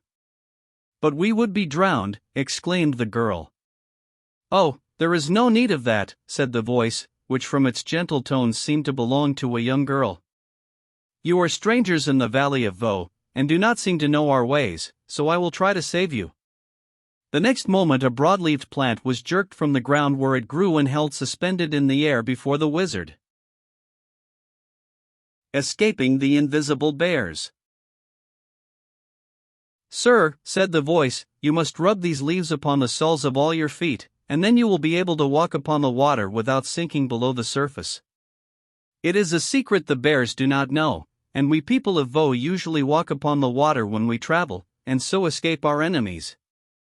"Thank you," cried the wizard, joyfully, and at once rubbed a leaf upon the soles of Dorothy's shoes and then upon his own. The girl took a leaf and rubbed it upon the kitten's paws, and the rest of the plant was handed to Zeb, who, after applying it to his own feet, carefully rubbed it upon all four of Jim's hoofs and then upon the tires of the buggy wheels. He had nearly finished this last task when a low growling was suddenly heard and the horse began to jump around and kick viciously with his heels. "Quick! To the water, or you are lost," cried their unseen friend, and without hesitation the wizard drew the buggy down the bank and out upon the broad river, for Dorothy was still seated in it with Eureka in her arms. They did not sink at all, owing to the virtues of the strange plant they had used, and when the buggy was in the middle of the stream the wizard returned to the bank to assist Zeb and Jim. The horse was plunging madly about, and 2 or 3 deep gashes appeared upon its flanks, from which the blood flowed freely. "Run for the river," shouted the wizard, and Jim quickly freed himself from his unseen tormentors by a few vicious kicks and then obeyed. As soon as he trotted out upon the surface of the river he found himself safe from pursuit, and Zeb was already running across the water toward Dorothy. As the little wizard turned to follow them he felt a hot breath against his cheek and heard a low, fierce growl. At once he began stabbing at the air with his sword, and he knew that he had struck some substance because when he drew back the blade it was dripping with blood. The third time that he thrust out the weapon there was a loud roar and a fall, and suddenly at his feet appeared the form of a great red bear, which was nearly as big as the horse and much stronger and fiercer. The beast was quite dead from the sword thrusts, and after a glance at its terrible claws and sharp teeth the little man turned in a panic and rushed out upon the water, for other menacing growls told him more bears were near. On the river, however, the adventurers seemed to be perfectly safe. Dorothy in the buggy had floated slowly downstream with the current of the water, and the others made haste to join her. The wizard opened his satchel and got out some sticking plaster with which he mended the cuts Jim had received from the claws of the bears. "I think we'd better stick to the river, after this," said Dorothy. "If our unknown friend hadn't warned us, and told us what to do, we would all be dead by this time." "That is true," agreed the wizard, "and as the river seems to be flowing in the direction of the Pyramid Mountain it will be the easiest way for us to travel." Zeb hitched Jim to the buggy again, and the horse trotted along and drew them rapidly over the smooth water. The kitten was at first dreadfully afraid of getting wet, but Dorothy let her down and soon Eureka was frisking along beside the buggy without being scared a bit. Once a little fish swam too near the surface, and the kitten grabbed it in her mouth and ate it up as quick as a wink, but Dorothy cautioned her to be careful what she ate in this valley of enchantments, and no more fishes were careless enough to swim within reach. After a journey of several hours they came to a point where the river curved, and they found they must cross a mile or so of the valley before they came to the Pyramid Mountain. There were few houses in this part, and few orchards or flowers, so our friends feared they might encounter more of the savage bears, which they had learned to dread with all their hearts. "You'll have to make a dash, Jim," said the wizard, "and run as fast as you can go." "All right," answered the horse, "I'll do my best.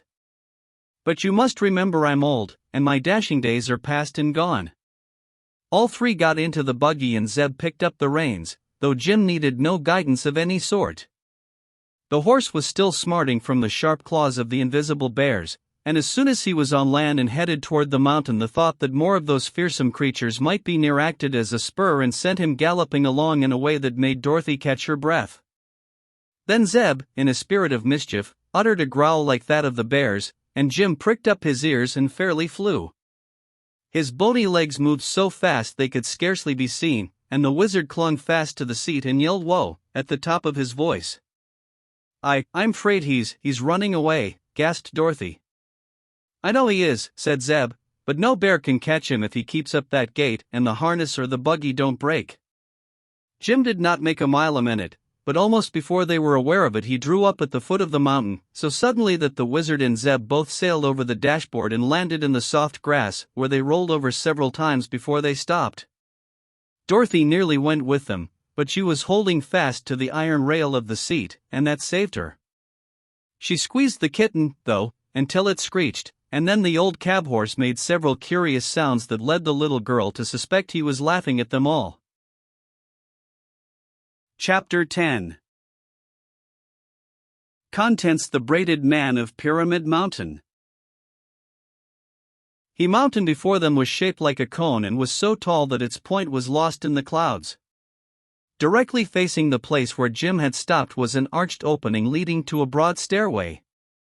The stairs were cut in the rock inside the mountain, and they were broad and not very steep, because they circled around like a corkscrew, and at the arched opening where the flight began the circle was quite big. At the foot of the stairs was a sign reading, "Warning. These steps lead to the land of the gargoyles. Danger. Keep out." "I wonder how Jim is ever going to draw the buggy up so many stairs," said Dorothy, gravely. "No trouble at all," declared the horse, with a contemptuous neigh. "Still, I don't care to drag any passengers. You'll all have to walk." "Suppose the stairs get steeper," suggested Zeb, doubtfully. "Then you'll have to boost the buggy wheels, that's all," answered Jim. "We'll try it, anyway," said the wizard. "It's the only way to get out of the Valley of Voe." So they began to ascend the stairs, Dorothy and the wizard first, Jim next, drawing the buggy, and then Zeb to watch that nothing happened to the harness. The light was dim, and soon they mounted into total darkness, so that the wizard was obliged to get out his lanterns to light the way. But this enabled them to proceed steadily until they came to a landing where there was a rift in the side of the mountain that let in both light and air. Looking through this opening they could see the Valley of Voe lying far below them, the cottages seeming like toy houses from that distance. After resting a few moments they resumed their climb, and still the stairs were broad and low enough for Jim to draw the buggy easily after him. The old horse panted a little, and had to stop often to get his breath. At such times they were all glad to wait for him, for continually climbing upstairs is sure to make one's legs ache. They wound about, always going upward, for some time. The lights from the lanterns dimly showed the way, but it was a gloomy journey, and they were pleased when a broad streak of light ahead assured them they were coming to a second landing. Here one side of the mountain had a great hole in it, like the mouth of a cavern, and the stairs stopped at the near edge of the floor and commenced ascending again at the opposite edge. The opening in the mountain was on the side opposite to the Valley of Voe, and our travelers looked out upon a strange scene. Below them was a vast space, at the bottom of which was a black sea with rolling billows, through which little tongues of flame constantly shot up. Just above them, and almost on a level with their platform, were banks of rolling clouds which constantly shifted position and changed color. The blues and grays were very beautiful, and Dorothy noticed that on the cloud banks sat or reclined fleecy, shadowy forms of beautiful beings who must have been the cloud fairies. Mortals who stand upon the earth and look up at the sky cannot often distinguish these forms, but our friends were now so near to the clouds that they observed the dainty fairies very clearly. "Are they real?" asked Zeb, in an odd voice. "Of course," replied Dorothy, softly. "They are the cloud fairies." "They seem like open work," remarked the boy, gazing intently. "If I should squeeze one, there wouldn't be anything left of it." In the open space between the clouds and the black, bubbling sea far beneath, could be seen an occasional strange bird winging its way swiftly through the air. These birds were of enormous size, and reminded Zeb of the rocks he had read about in the Arabian Nights. They had fierce eyes and sharp talons and beaks, and the children hoped none of them would venture into the cavern. "Well, I declare," suddenly exclaimed the little wizard. "What in the world is this? They turned around and found a man standing on the floor in the center of the cave, who bowed very politely when he saw he had attracted their attention. He was a very old man, bent nearly double, but the queerest thing about him was his white hair and beard. These were so long that they reached to his feet, and both the hair and the beard were carefully plaited into many braids, and the end of each braid fastened with a bow of colored ribbon. "Where did you come from?" asked Dorothy, wonderingly. "No place at all," answered the man with the braids, "that is, not recently. Once I lived on top the earth, but for many years I have had my factory in this spot halfway up Pyramid Mountain." "Are we only halfway up?" inquired the boy, in a discouraged tone. "I believe so, my lad," replied the braided man. "But as I have never been in either direction, down or up, since I arrived, I cannot be positive whether it is exactly halfway or not." "Have you a factory in this place?" asked the wizard, who had been examining the strange personage carefully. "To be sure," said the other. "I am a great inventor, you must know, and I manufacture my products in this lonely spot." "What are your products?" inquired the wizard. "Well, I make assorted flutters for flags and bunting, and a superior grade of rustles for ladies' silk gowns." "I thought so," said the wizard, with a sigh. "May we examine some of these articles?" The Cloud Fairies. The Braided Man. "Yes, indeed, come into my shop, please," and the braided man turned and led the way into a smaller cave, where he evidently lived. Here, on a broad shelf, were several cardboard boxes of various sizes, each tied with cotton cord. "This," said the man, taking up a box and handling it gently, "contains 12 dozen rustles, enough to last any lady a year." "Will you buy it, my dear?" he asked, addressing Dorothy. "My gown is in silk," she said, smiling. "Never mind.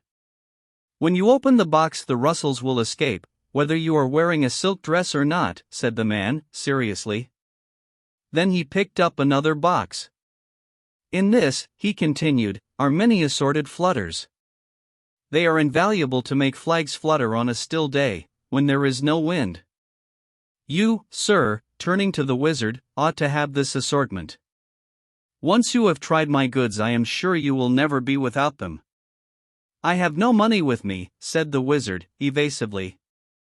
"I do not want money," returned the braided man, "for I could not spend it in this deserted place if I had it. But I would like very much a blue hair ribbon. You will notice my braids are tied with yellow, pink, brown, red, green, white and black, but I have no blue ribbons." "I'll get you one," cried Dorothy, who was sorry for the poor man, so she ran back to the buggy and took from her suitcase a pretty blue ribbon. It did her good to see how the braided man's eyes sparkled when he received this treasure. "You have made me very, very happy, my dear," he exclaimed, and then he insisted on the wizard taking the box of flutters and the little girl accepting the box of rustles. "You may need them, sometime," he said, "and there is really no use in my manufacturing these things unless somebody uses them." "Why did you leave the surface of the earth?" inquired the wizard. "I could not help it. It is a sad story, but if you will try to restrain your tears I will tell you about it. On Earth I was a manufacturer of imported holes for American Swiss cheese, and I will acknowledge that I supplied a superior article, which was in great demand. Also I made pores for porous plasters and high-grade holes for donuts and buttons. Finally I invented a new adjustable post hole, which I thought would make my fortune. I manufactured a large quantity of these post holes, and having no room in which to store them I set them all end to end and put the top one in the ground. That made an extraordinary long hole, as you may imagine, and reached far down into the earth, and, as I leaned over it to try to see to the bottom, I lost my balance and tumbled in. Unfortunately, the hole led directly into the vast space you see outside this mountain, but I managed to catch a point of rock that projected from this cavern, and so saved myself from tumbling headlong into the black waves beneath, where the tongues of flame that dart out would certainly have consumed me. Here, then, I made my home, and although it is a lonely place I amuse myself making rustles and flutters, and so get along very nicely." When the braided man had completed this strange tale Dorothy nearly laughed, because it was all so absurd, but the wizard tapped his forehead significantly, to indicate that he thought the poor man was crazy. So they politely bade him good day, and went back to the outer cavern to resume their journey. Chapter 11. Contents: They meet the wooden gargoyles. Another breathless climb brought our adventurers to a third landing where there was a rift in the mountain. On peering out, all they could see was rolling banks of clouds, so thick that they obscured all else. But the travelers were obliged to rest, and while they were sitting on the rocky floor, the wizard felt in his pocket and brought out the 9 tiny piglets. To his delight, they were now plainly visible, which proved that they had passed beyond the influence of the magical valley of Baum. "Why, we can see each other again," cried one, joyfully. "Yes," sighed Eureka, "and I also can see you again, and the sight makes me dreadfully hungry. Please, Mr. Wizard, may I eat just one of the fat little piglets?" "You'd never miss one of them, I'm sure." "What a horrid, savage beast," exclaimed a piglet, "and after we've been such good friends, too, and played with one another." "When I'm not hungry, I love to play with you all," said the kitten, demurely, "but when my stomach is empty it seems that nothing would fill it so nicely as a fat piglet." "And we trusted you so," said another of the 9, reproachfully. "And thought you were respectable," said another. "It seems we were mistaken," declared a third, looking at the kitten timorously. "No one with such murderous desires should belong to our party, I'm sure." "You see, Eureka," remarked Dorothy, reprovingly, "you are making yourself disliked.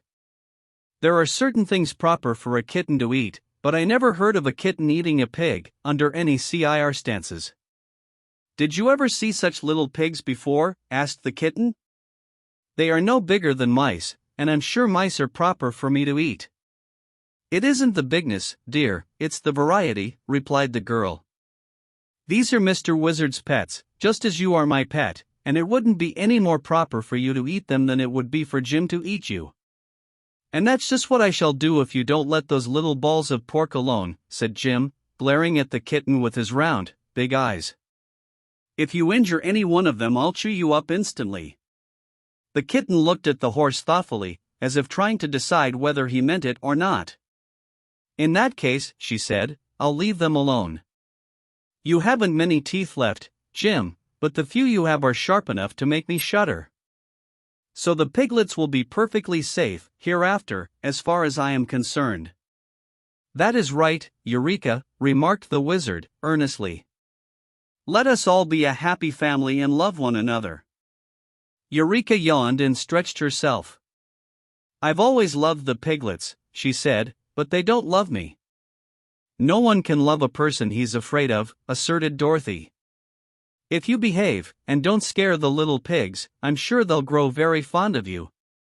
The wizard now put the 9 tiny ones back into his pocket and the journey was resumed. "We must be pretty near the top, now," said the boy, as they climbed wearily up the dark, winding stairway. "The country of the Gurgles can't be far from the top of the earth," remarked Dorothy. "It isn't very nice down here. I'd like to get home again, I'm sure." No one replied to this, because they found they needed all their breath for the climb. The stairs had become narrower and Zeb and the wizard often had to help Jim pull the buggy from one step to another, or keep it from jamming against the rocky walls. At last, however, a dim light appeared ahead of them, which grew clearer and stronger as they advanced. "Thank goodness we're nearly there," panted the little wizard. Jim, who was in advance, saw the last stair before him and stuck his head above the rocky sides of the stairway. Then he halted, ducked down and began to back up, so that he nearly fell with the buggy onto the others. "Let's go down again," he said, in his hoarse voice. "Nonsense," snapped the tired wizard. "What's the matter with you, old man?" "Everything," grumbled the horse. "I've taken a look at this place, and it's no fit country for real creatures to go to. Everything's dead, up there, no flesh or blood or growing thing anywhere." "Never mind, we can't turn back," said Dorothy, "and we don't intend to stay there, anyhow." "It's dangerous," growled Jim, in a stubborn tone. "See here, my good steed," broke in the wizard, "little Dorothy and I have been in many queer countries in our travels, and always escaped without harm. We've even been to the marvelous land of Oz, haven't we, Dorothy, so we don't much care what the country of the gargoyles is like. Go ahead, Jim, and whatever happens we'll make the best of it. All right, answered the horse, this is your excursion, and not mine, so if you get into trouble don't blame me. With this speech he bent forward and dragged the buggy up the remaining steps. The others followed and soon they were all standing upon a broad platform and gazing at the most curious and startling sight their eyes had ever beheld. The country of the gargoyles is all wooden, exclaimed Zeb, and so it was. The ground was sawdust and the pebbles scattered around were hard knots from trees, worn smooth in course of time. There were odd wooden houses, with carved wooden flowers in the front yards. The tree trunks were of coarse wood, but the leaves of the trees were shavings. The patches of grass were splinters of wood, and where neither grass nor sawdust showed was a solid wooden flooring. Wooden birds fluttered among the trees and wooden cows were browsing upon the wooden grass, but the most amazing things of all were the wooden people, the creatures known as gargoyles. These were very numerous, for the palace was thickly inhabited, and a large group of the queer people clustered near, gazing sharply upon the strangers who had emerged from the long spiral stairway. The gargoyles were very small of stature, being less than 3 feet in height. Their bodies were round, their legs short and thick and their arms extraordinarily long and stout.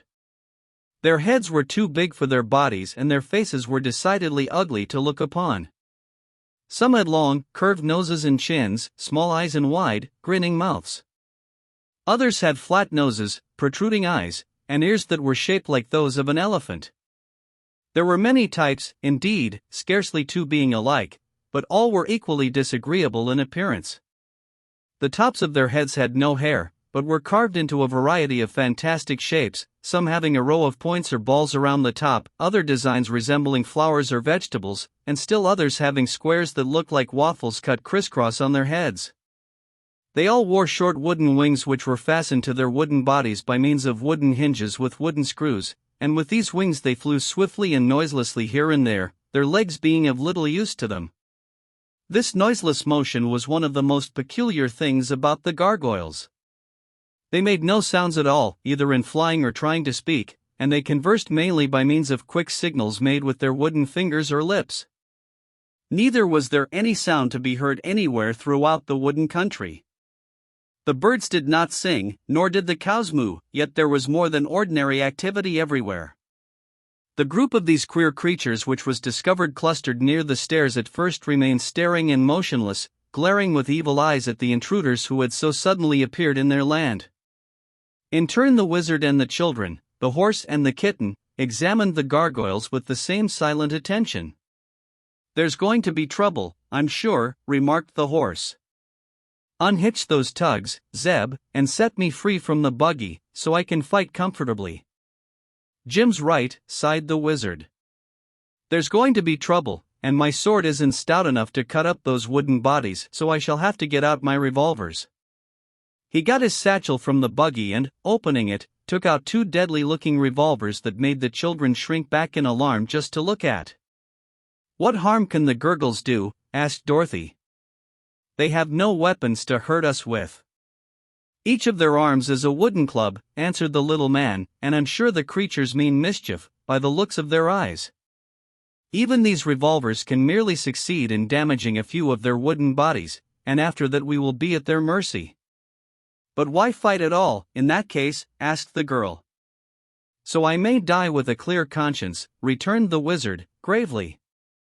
"It's every man's duty to do the best he knows how, and I'm going to do it." "Wish I had an axe," said Zeb, who by now had unhitched the horse. "If we had known we were coming we might have brought along several other useful things," responded the wizard. "But we dropped into this adventure rather unexpectedly." The gargoyles had backed away a distance when they heard the sound of talking, for although our friends had spoken in low tones their words seemed loud in the silence surrounding them.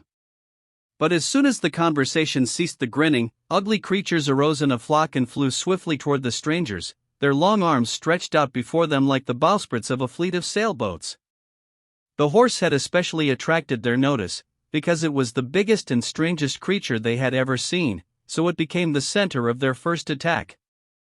But Jim was ready for them, and when he saw them coming he turned his heels toward them and began kicking out as hard as he could. Crack! Crash! Bang!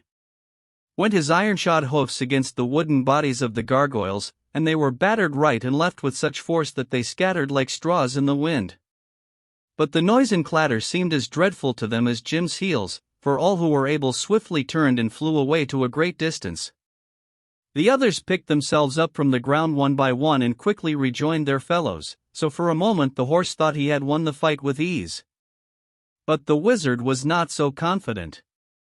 "Those wooden things are impossible to hurt," he said, "and all the damage Jim has done to them is to knock a few splinters from their noses and ears.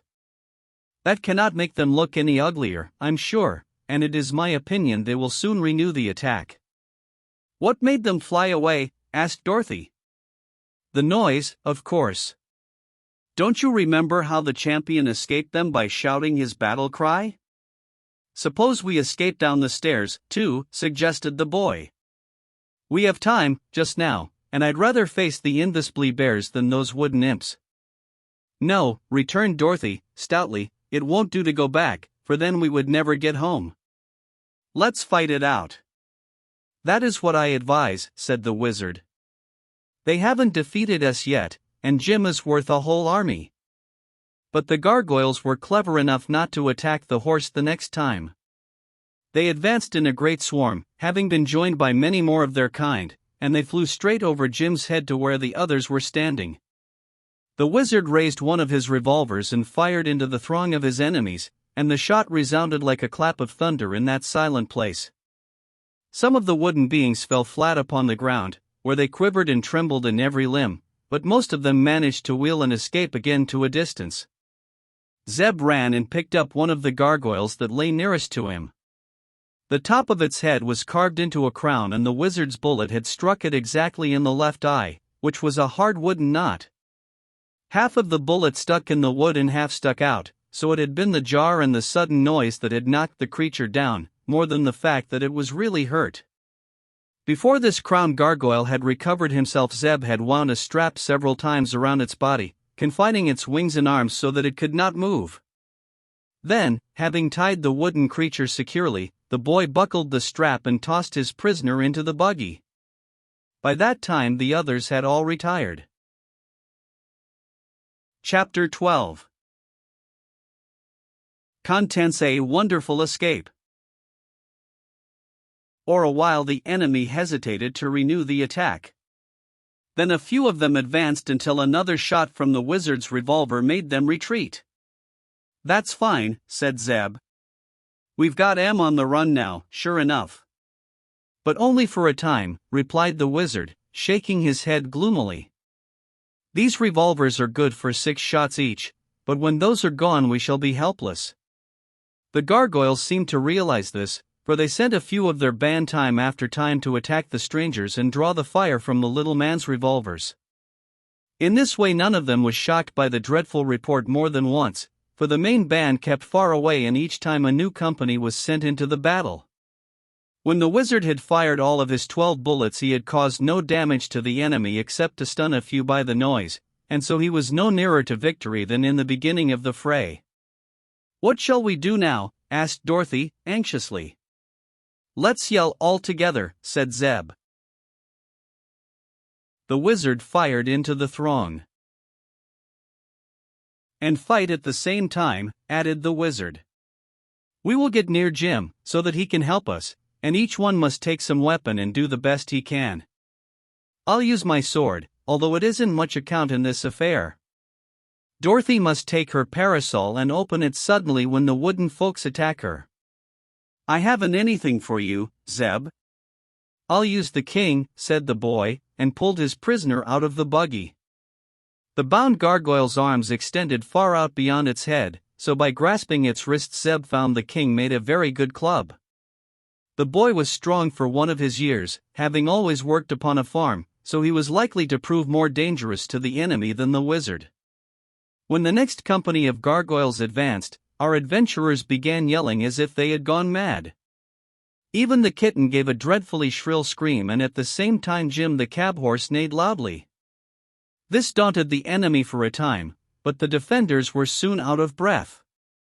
Perceiving this, as well as the fact that there were no more of the awful bangs to come from the revolvers, the gargoyles advanced in a swarm as thick as bees, so that the air was filled with them. Dorothy squatted upon the ground and put up her parasol, which nearly covered her and proved a great protection. The wizard's sword blade snapped into a dozen pieces at the first blow he struck against the wooden people. Zeb pounded away with the gargoyle he was using as a club until he had knocked down dozens of foes, but at the last they clustered so thickly about him that he no longer had room in which to swing his arms. The horse performed some wonderful kicking, and even Eureka assisted when she leaped bodily upon the gargoyles and scratched and bit at them like a wildcat. But all this bravery amounted to nothing at all. The wooden things wound their long arms around Zeb and the wizard and held them fast. Dorothy was captured in the same way, and numbers of the gargoyles clung to Jim's legs, so weighting him down that the poor beast was helpless. Eureka made a desperate dash to escape and scampered along the ground like a streak, but a grinning gargoyle flew after her and grabbed her before she had gone very far. All of them expected nothing less than instant death, but to their surprise the wooden creatures flew into the air with them and bore them far away, over miles and miles of wooden country, until they came to a wooden city. The houses of this city had many corners, being square and six-sided and eight-sided. They were tower-like in shape, and the best of them seemed old and weather-worn, yet all were strong and substantial. To one of these houses, which had neither doors nor windows, but only one broad opening far up underneath the roof, the prisoners were brought by their captors. The gargoyles roughly pushed them into the opening, where there was a platform, and then flew away and left them.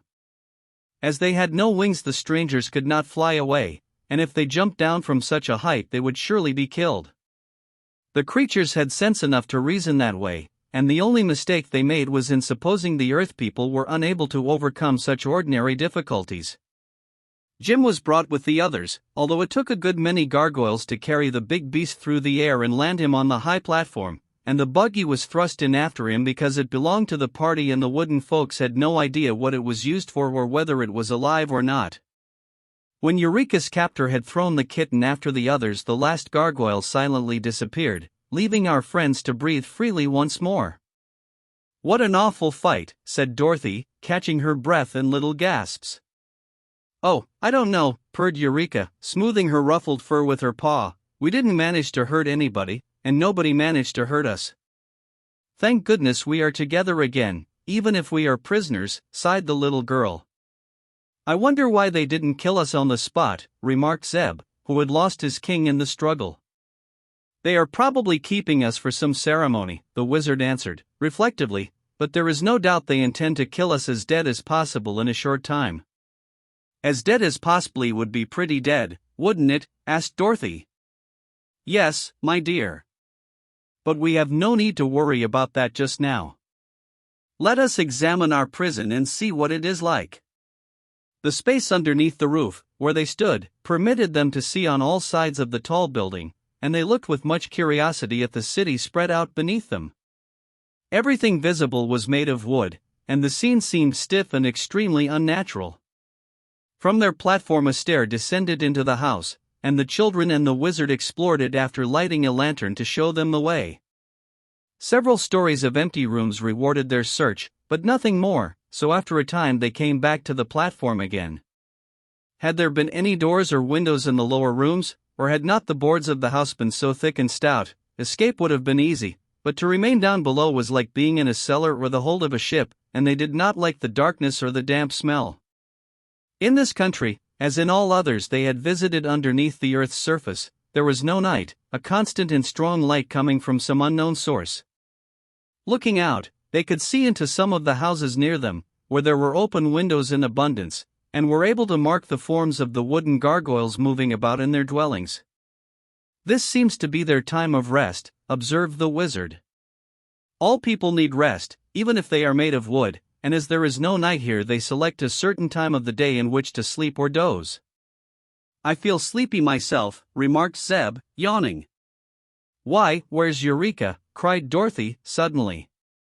They all looked around, but the kitten was no place to be seen. "She's gone out for a walk," said Jim, gruffly. "Where?" "On the roof," asked the girl. "No, she just dug her claws into the wood and climbed down the sides of this house to the ground." "She couldn't climb down, Jim," said Dorothy. "To climb means to go up." "Who said so?" demanded the horse. "My schoolteacher said so, and she knows a lot, Jim." "To climb down is sometimes used as a figure of speech," remarked the wizard. "Well, this was a figure of a cat," said Jim, "and she went down, anyhow, whether she climbed or crept." "Dear me! How careless Eureka is," exclaimed the girl, much distressed. "The gurgles will get her, sure." "Ha, ha," chuckled the old cab horse, "they're not gurgles, little maid, they're gargoyles." "Never mind, they'll get Eureka, whatever they're called." "No, they won't," said the voice of the kitten, and Eureka herself crawled over the edge of the platform and sat down quietly upon the floor. "Wherever have you been, Eureka?" asked Dorothy, sternly. "Watching the wooden folks. They're too funny for anything, Dorothy. Just now they are all going to bed, and what do you think? They unhook the hinges of their wings and put them in a corner until they wake up again." "What, the hinges?" "No, the wings." "That," said Zeb, "explains why this house is used by them for a prison. If any of the gargoyles act badly, and have to be put in jail, they are brought here and their wings unhooked and taken away from them until they promise to be good." The wizard had listened intently to what Eureka had said. "I wish we had some of those loose wings," he said. "Could we fly with them?" asked Dorothy. "I think so. If the gargoyles can unhook the wings, then the power to fly lies in the wings themselves, and not in the wooden bodies of the people who wear them. So, if we had the wings, we could probably fly as well as they do, at least while we are in their country and under the spell of its magic." "But how would it help us to be able to fly?" questioned the girl. "Come here," said the little man, and took her to one of the corners of the building. "Do you see that big rock standing on the hillside yonder?" he continued, pointing with his finger. "Yes, it's a good way off, but I can see it," she replied. "Well, inside that rock, which reaches up into the clouds, is an archway very much like the one we entered when we climbed the spiral stairway from the Valley of Voe. I'll get my spyglass, and then you can see it more plainly." He fetched a small but powerful telescope, which had been in his satchel, and by its aid the little girl clearly saw the opening. "Where does it lead to?" she asked. "That I cannot tell," said the wizard, "but we cannot now be far below the earth's surface, and that entrance may lead to another stairway that will bring us on top of our world again, where we belong. So, if we had the wings, and could escape the gargoyles, we might fly to that rock and be saved." "I'll get you the wings," said Zeb, who had thoughtfully listened to all this. "That is, if the kitten will show me where they are." "But how can you get down?" inquired the girl, wonderingly. For answer Zeb began to unfasten Jim's harness, strap by strap, and to buckle one piece to another until he had made a long leather strip that would reach to the ground. The fight with the gargoyles. "I can climb down that, all right," he said. "No, you can't," remarked Jim, with a twinkle in his round eyes. "You may go down, but you can only climb up."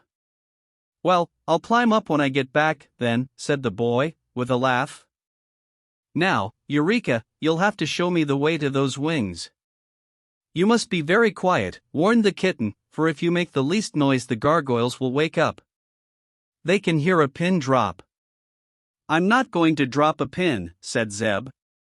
He had fastened one end of the strap to a wheel of the buggy, and now he let the line dangle over the side of the house. "Be careful," cautioned Dorothy, earnestly. "I will," said the boy, and let himself slide over the edge.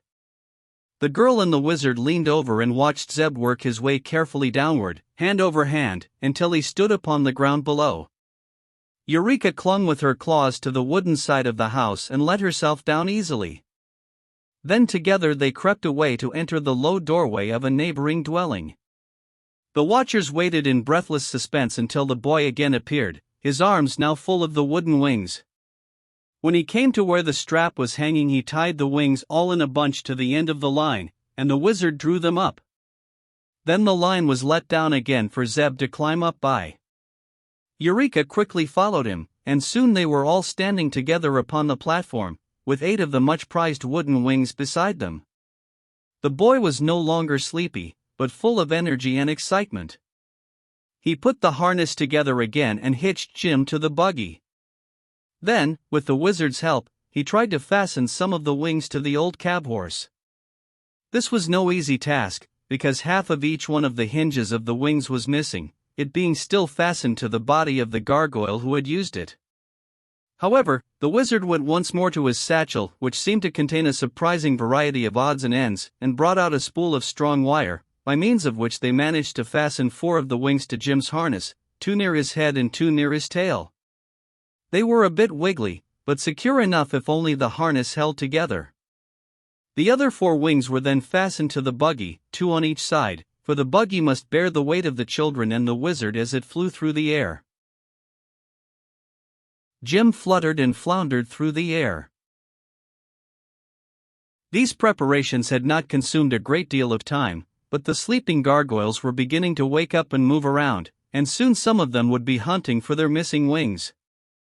So the prisoners resolved to leave their prison at once. They mounted into the buggy, Dorothy holding Eureka safe in her lap. The girl sat in the middle of the seat, with Zeb and the wizard on each side of her. When all was ready, the boy shook the reins and said, "Fly away, Jim." "Which wings must I flop first?" asked the cab horse, undecidedly. "Flop them all together," suggested the wizard. "Some of them are crooked," objected the horse. "Never mind, we will steer with the wings on the buggy," said Zeb. "Just you light out and make for that rock, Jim, and don't waste any time about it, either." So the horse gave a groan, flopped its 4 wings all together, and flew away from the platform. Dorothy was a little anxious about the success of their trip, for the way Jim arched his long neck and spread out his bony legs as he fluttered and floundered through the air was enough to make anybody nervous. He groaned, too, as if frightened, and the wings creaked dreadfully because the wizard had forgotten to oil them, but they kept fairly good time with the wings of the buggy, so that they made excellent progress from the start. The only thing that anyone could complain of with justice was the fact that they wobbled first up and then down, as if the road were rocky instead of being as smooth as the air could make it.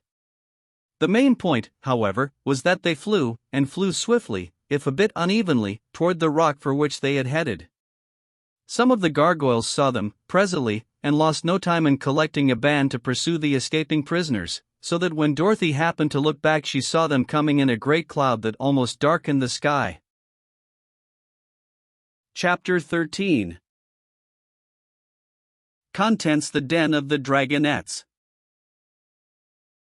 Our friends had a good start and were able to maintain it, for with their 8 wings they could go just as fast as could the gargoyles.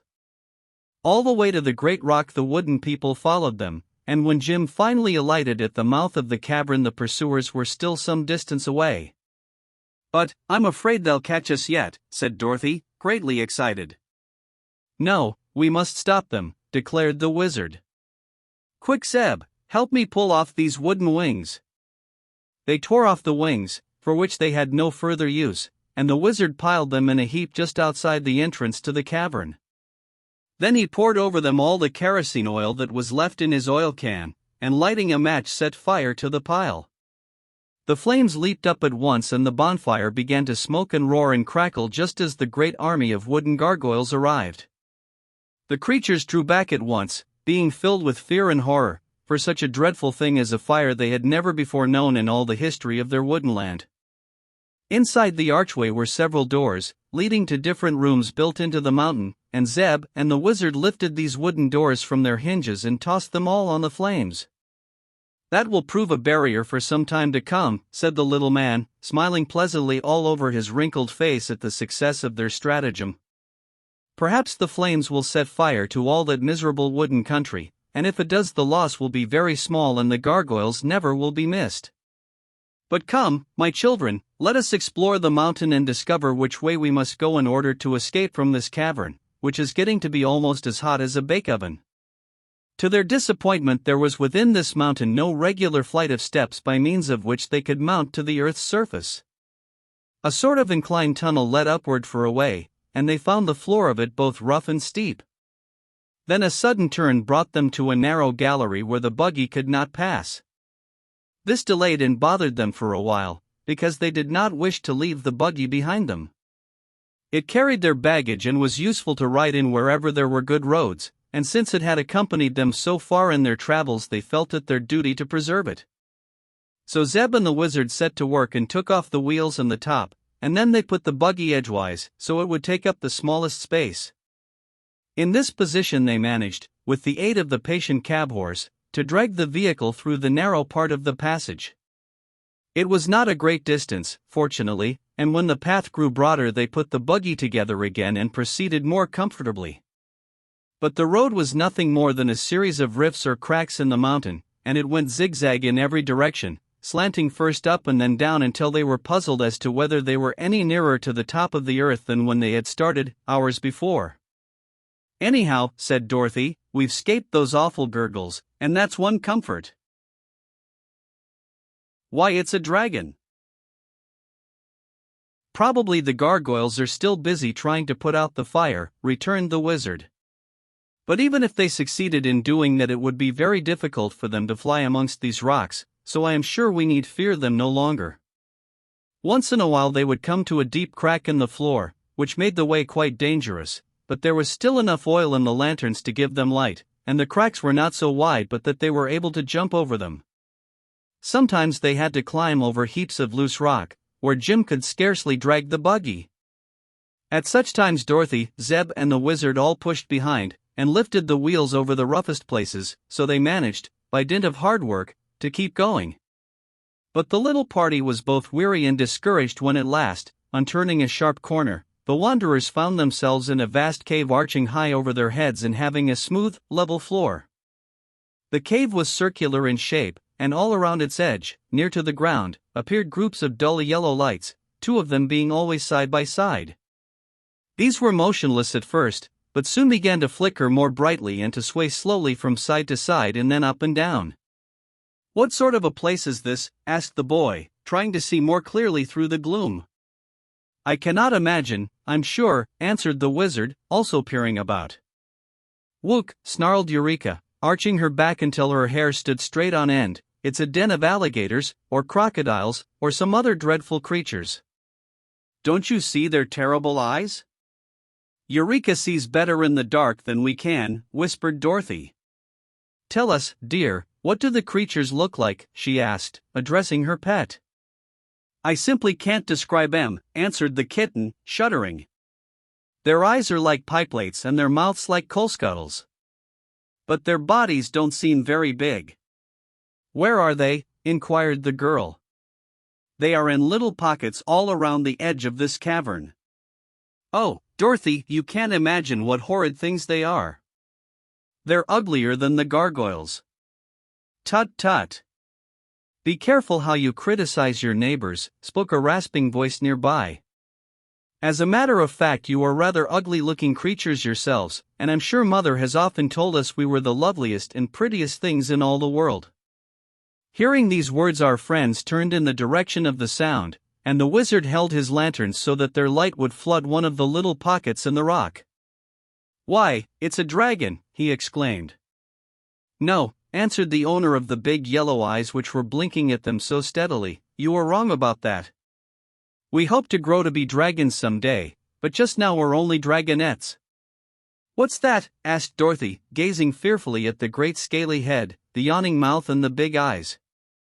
"Young dragons, of course, but we are not allowed to call ourselves real dragons until we get our full growth," was the reply. "The big dragons are very proud, and don't think children amount to much, but Mother says that someday we will all be very powerful and important." "Where is your mother?" asked the wizard, anxiously looking around. "She has gone up to the top of the earth to hunt for our dinner. If she has good luck she will bring us an elephant, or a brace of rhinoceri, or perhaps a few dozen people to stay our hunger." "Oh, are you hungry?" inquired Dorothy, drawing back. "Very," said the dragonette, snapping its jaws. And do you eat people? To be sure, when we can get them. But they've been very scarce for a few years and we usually have to be content with elephants or buffaloes, answered the creature, in a regretful tone. How old are you? Inquired Zeb, who stared at the yellow eyes as if fascinated. Quite young, I grieve to say, and all of my brothers and sisters that you see here are practically my own age. If I remember rightly, we were 66 years old the day before yesterday. But that isn't young, cried Dorothy, in amazement. No, drawled the dragonette, it seems to me very babyish. How old is your mother? Asked the girl. Mother's about 2,000 years old, but she carelessly lost track of her age a few centuries ago and skipped several hundreds. She's a little fussy, you know, and afraid of growing old, being a widow and still in her prime. I should think she would be, agreed Dorothy. Then, after a moment's thought, she asked, Are we friends or enemies? I mean, will you be good to us, or do you intend to eat us? As for that, we dragonettes would love to eat you, my child, but unfortunately Mother has tied all our tails around the rocks at the back of our individual caves, so that we cannot crawl out to get you. If you choose to come nearer we will make a mouthful of you in a wink, but unless you do you will remain quite safe. There was a regretful accent in the creature's voice, and at the words all the other dragonettes sighed dismally. Dorothy felt relieved. Presently she asked, Why did your mother tie your tails? Oh, she is sometimes gone for several weeks on her hunting trips, and if we were not tied we would crawl all over the mountain and fight with each other and get into a lot of mischief. Mother usually knows what she is about, but she made a mistake this time, for you are sure to escape us unless you come too near, and you probably won't do that. No, indeed, said the little girl. We don't wish to be eaten by such awful beasts. Permit me to say, returned the dragonette, that you are rather impolite to call us names, knowing that we cannot resent your insults.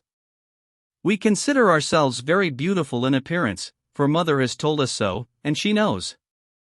And we are of an excellent family and have a pedigree that I challenge any humans to equal, as it extends back about 20,000 years, to the time of the famous green dragon of Atlantis, who lived in a time when humans had not yet been created. Can you match that pedigree, little girl? Well, said Dorothy, I was born on a farm in Kansas, and I guess that's being just as spectable and haughty as living in a cave with your tail tied to a rock. If it isn't I'll have to stand it, that's all. Tastes differ, murmured the dragonette, slowly drooping its scaly eyelids over its yellow eyes, until they looked like half-moons. Being reassured by the fact that the creatures could not crawl out of their rock pockets, the children and the wizard now took time to examine them more closely. The heads of the dragonettes were as big as barrels and covered with hard, greenish scales that glittered brightly under the light of the lanterns. Their front legs, which grew just back of their heads, were also strong and big, but their bodies were smaller around than their heads, and dwindled away in a long line until their tails were slim as a shoestring. Dorothy thought, if it had taken them 66 years to grow to this size, that it would be fully 100 years more before they could hope to call themselves dragons, and that seemed like a good while to wait to grow up. It occurs to me, said the wizard, that we ought to get out of this place before the mother dragon comes back. Don't hurry, called one of the dragonettes, Mother will be glad to meet you, I'm sure. You may be right, replied the wizard, but we're a little particular about associating with strangers. Will you kindly tell us which way your mother went to get on top the earth? That is not a fair question to ask us, declared another dragonette. For, if we told you truly, you might escape us altogether, and if we told you an untruth we would be naughty and deserve to be punished. Then, decided Dorothy, we must find our way out the best we can. They circled all around the cavern, keeping a good distance away from the blinking yellow eyes of the dragonettes, and presently discovered that there were two paths leading from the wall opposite to the place where they had entered. They selected one of these at a venture and hurried along it as fast as they could go, for they had no idea when the mother dragon would be back and were very anxious not to make her acquaintance. Chapter 14. Contents: Ozma uses the magic belt. Or a considerable distance the way led straight upward in a gentle incline, and the wanderers made such good progress that they grew hopeful and eager, thinking they might see sunshine at any minute. But at length they came unexpectedly upon a huge rock that shut off the passage and blocked them from proceeding a single step farther. This rock was separate from the rest of the mountain and was in motion, turning slowly around and around as if upon a pivot. When first they came to it, there was a solid wall before them, but presently it revolved until there was exposed a wide, smooth path across it to the other side. This appeared so unexpectedly that they were unprepared to take advantage of it at first, and allowed the rocky wall to swing around again before they had decided to pass over. But they knew now that there was a means of escape and so waited patiently until the path appeared for the second time. The children and the wizard rushed across the moving rock and sprang into the passage beyond, landing safely though a little out of breath. Jim the cab horse came last, and the rocky wall almost caught him, for just as he leaped to the floor of the further passage the wall swung across it and a loose stone that the buggy wheels knocked against fell into the narrow crack where the rock turned, and became wedged there. They heard a crunching, grinding sound, a loud snap, and the turntable came to a stop with its broadest surface shutting off the path from which they had come. "Never mind," said Zeb, "we don't want to get back, anyhow." "I'm not so sure of that," returned Dorothy. "The mother dragon may come down and catch us here." "It is possible," agreed the wizard, "if this proves to be the path she usually takes. But I have been examining this tunnel, and I do not see any signs of so large a beast having passed through it." "Then we're all right," said the girl, "for if the dragon went the other way she can't possibly get to us now." "Of course not, my dear. But there is another thing to consider. The mother dragon probably knows the road to the Earth's surface, and if she went the other way then we have come the wrong way," said the wizard, thoughtfully. "Dear me," cried Dorothy. "That would be unlucky, wouldn't it?" "Very. Unless this passage also leads to the top of the Earth," said Zeb. "For my part, if we manage to get out of here I'll be glad it isn't the way the dragon goes." "So will I," returned Dorothy. "It's enough to have your pedigree flung in your face by those saucy dragonettes. No one knows what the mother might do." They now moved on again, creeping slowly up another steep incline. The lanterns were beginning to grow dim, and the wizard poured the remaining oil from one into the other, so that the one light would last longer. But their journey was almost over, for in a short time they reached a small cave from which there was no further outlet. They did not realize their ill fortune at first, for their hearts were gladdened by the sight of a ray of sunshine coming through a small crack in the roof of the cave, far overhead. That meant that their world, the real world, was not very far away, and that the succession of perilous adventures they had encountered had at last brought them near the Earth's surface, which meant home to them. But when the adventurers looked more carefully around them they discovered that they were in a strong prison from which there was no hope of escape. "But we're almost on Earth again," cried Dorothy, "for there is the sun, the most beautiful sun that shines," and she pointed eagerly at the crack in the distant roof. "Almost on Earth isn't being there," said the kitten, in a discontented tone. "It wouldn't be possible for even me to get up to that crack or through it if I got there." "It appears that the path ends here," announced the wizard, gloomily. "And there is no way to go back," added Zeb, with a low whistle of perplexity. "I was sure it would come to this, in the end," remarked the old cab horse. "Folks don't fall into the middle of the earth and then get back again to tell of their adventures, not in real life. And the whole thing has been unnatural because that cat and I are both able to talk your language, and to understand the words you say." "And so can the 9 tiny piglets," added Eureka. "Don't forget them, for I may have to eat them, after all." "I've heard animals talk before," said Dorothy, "and no harm came of it." "Were you ever before shut up in a cave, far under the earth, with no way of getting out?" inquired the horse, seriously. "No," answered Dorothy. "But don't you lose heart, Jim, for I'm sure this isn't the end of our story, by any means." The reference to the piglets reminded the wizard that his pets had not enjoyed much exercise lately, and must be tired of their prison in his pocket.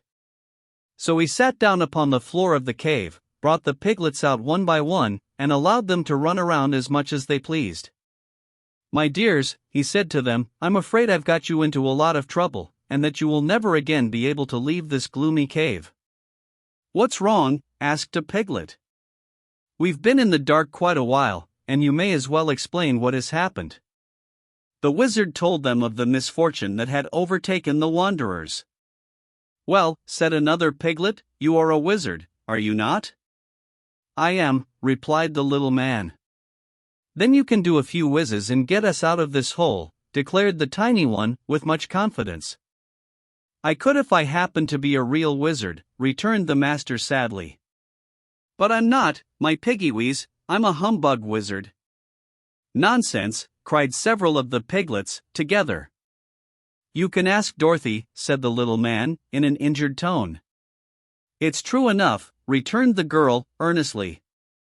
"Our friend Oz is merely a humbug wizard, for he once proved it to me. He can do several very wonderful things if he knows how. But he can't whiz a single thing if he hasn't the tools and machinery to work with." "Thank you, my dear, for doing me justice," responded the wizard, gratefully. "To be accused of being a real wizard, when I'm not, is a slander I will not tamely submit to. But I am one of the greatest humbug wizards that ever lived, and you will realize this when we have all starved together and our bones are scattered over the floor of this lonely cave." "I don't believe we'll realize anything, when it comes to that," remarked Dorothy, who had been deep in thought. "But I'm not going to scatter my bones just yet, because I need them, and you probably need yours, too." "We are helpless to escape," sighed the wizard. "We may be helpless," answered Dorothy, smiling at him, "but there are others who can do more than we can. Cheer up, friends. I'm sure Ozma will help us." "Ozma!" exclaimed the wizard. "Who is Ozma?" "The girl that rules the marvelous land of Oz," was the reply. "She's a friend of mine, for I met her in the land of Ev, not long ago, and went to Oz with her." "For the second time?" asked the wizard, with great interest. "Yes. The first time I went to Oz I found you there, ruling the Emerald City. After you went up in a balloon, and escaped us, I got back to Kansas by means of a pair of magical silver shoes." "I remember those shoes," said the little man, nodding. "They once belonged to the Wicked Witch. Have you them here with you?" "No, I lost them somewhere in the air," explained the child. "But the second time I went to the land of Oz I owned the Gnome King's magic belt, which is much more powerful than were the silver shoes." "Where is that magic belt?" inquired the wizard, who had listened with great interest. "Ozma has it, for its powers won't work in a common, ordinary country like the United States. Anyone in a fairy country like the land of Oz can do anything with it, so I left it with my friend the Princess Ozma, who used it to wish me in Australia with Uncle Henry." "And were you?" asked Zeb, astonished at what he heard. "Of course, in just a jiffy. And Ozma has an enchanted picture hanging in her room that shows her the exact scene where any of her friends may be, at any time she chooses. All she has to do is to say, 'I wonder what so-and-so is doing,' and at once the picture shows where her friend is and what the friend is doing. That's real magic, Mr. Wizard, isn't it? Well, every day at 4 o'clock Ozma has promised to look at me in that picture, and if I am in need of help I am to make her a certain sign and she will put on the Gnome King's magic belt and wish me to be with her in Oz." "Do you mean that Princess Ozma will see this cave and her enchanted picture, and see all of us here, and what we are doing?" demanded Zeb. "Of course, when it is 4 o'clock," she replied, with a laugh at his startled expression. "And when you make a sign she will bring you to her in the land of Oz?" continued the boy. "That's it, exactly, by means of the magic belt." "Then," said the wizard, "you will be saved, little Dorothy, and I am very glad of it. The rest of us will die much more cheerfully when we know you have escaped our sad fate." "I won't die cheerfully," protested the kitten. "There's nothing cheerful about dying that I could ever see, although they say a cat has 9 lives, and so must die 9 times. "Have you ever died yet?" inquired the boy. "No, and I'm not anxious to begin," said Eureka. "Don't worry, dear," Dorothy exclaimed, "I'll hold you in my arms, and take you with me." "Take us, too," cried the 9 tiny piglets, all in one breath. Perhaps I can, answered Dorothy. I'll try. Couldn't you manage to hold me in your arms? Asked the cab horse. Dorothy laughed. I'll do better than that, she promised, for I can easily save you all, once I am myself in the land of Oz. How? They asked. By using the magic belt. All I need do is to wish you with me, and there you'll be safe in the royal palace. Good, cried Zeb. I built that palace, and the Emerald City, too, remarked the wizard, in a thoughtful tone, and I'd like to see them again, for I was very happy among the Munchkins and Winkies and Quadlings and Gillikins. Who are they? Asked the boy. The 4 nations that inhabit the land of Oz, was the reply. I wonder if they would treat me nicely if I went there again. Of course they would, declared Dorothy. They are still proud of their former wizard, and often speak of you kindly. Do you happen to know whatever became of the Tin Woodman and the Scarecrow? He inquired. They live in Oz yet, said the girl, and are very important people. And the Cowardly Lion? Oh, he lives there too, with his friend the Hungry Tiger, and Billina is there, because she liked the place better than Kansas, and wouldn't go with me to Australia. I'm afraid I don't know the Hungry Tiger and Billina, said the wizard, shaking his head. Is Billina a girl? No, she's a yellow hen, and a great friend of mine. You're sure to like Billina, when you know her, asserted Dorothy. Your friends sound like a menagerie, remarked Zeb, uneasily. Couldn't you wish me in some safer place than Oz? Don't worry, replied the girl. You'll just love the folks in Oz, when you get acquainted. What time is it, Mr. Wizard? The little man looked at his watch, a big silver one that he carried in his vest pocket. 3:30, he said. Then we must wait for half an hour, she continued, but it won't take long, after that, to carry us all to the Emerald City. They sat silently thinking for a time. Then Jim suddenly asked, Are there any horses in Oz? Only one, replied Dorothy, and he's a sawhorse. A what? A sawhorse. Princess Ozma once brought him to life with a witch powder, when she was a boy. Was Ozma once a boy? Asked Zeb, wonderingly. Yes, a wicked witch enchanted her, so she could not rule her kingdom. But she's a girl now, and the sweetest, loveliest girl in all the world. A sawhorse is a thing they saw boards on, remarked Jim, with a sniff. It is when it's not alive, acknowledged the girl. But this sawhorse can trot as fast as you can, Jim, and he's very wise, too. Pah! I'll race the miserable wooden donkey any day in the week, cried the cab horse. Dorothy did not reply to that. She felt that Jim would know more about the sawhorse later on. The time dragged wearily enough to the eager watchers, but finally the wizard announced that 4 o'clock had arrived, and Dorothy caught up the kitten and began to make the signal that had been agreed upon to the faraway, invisible Ozma. Nothing seems to happen, said Zeb, doubtfully. Oh, we must give Ozma time to put on the magic belt, replied the girl. She had scarcely spoken the words when she suddenly disappeared from the cave, and with her went the kitten. There had been no sound of any kind and no warning. One moment Dorothy sat beside them with the kitten in her lap, and a moment later the horse, the piglets, the wizard, and the boy were all that remained in the underground prison. Dorothy made the signal. I believe we will soon follow her, announced the wizard, in a tone of great relief, for I know something about the magic of the fairyland that is called the Land of Oz. Let us be ready, for we may be sent for any minute. He put the piglets safely away in his pocket again, and then he and Zeb got into the buggy and sat expectantly upon the seat.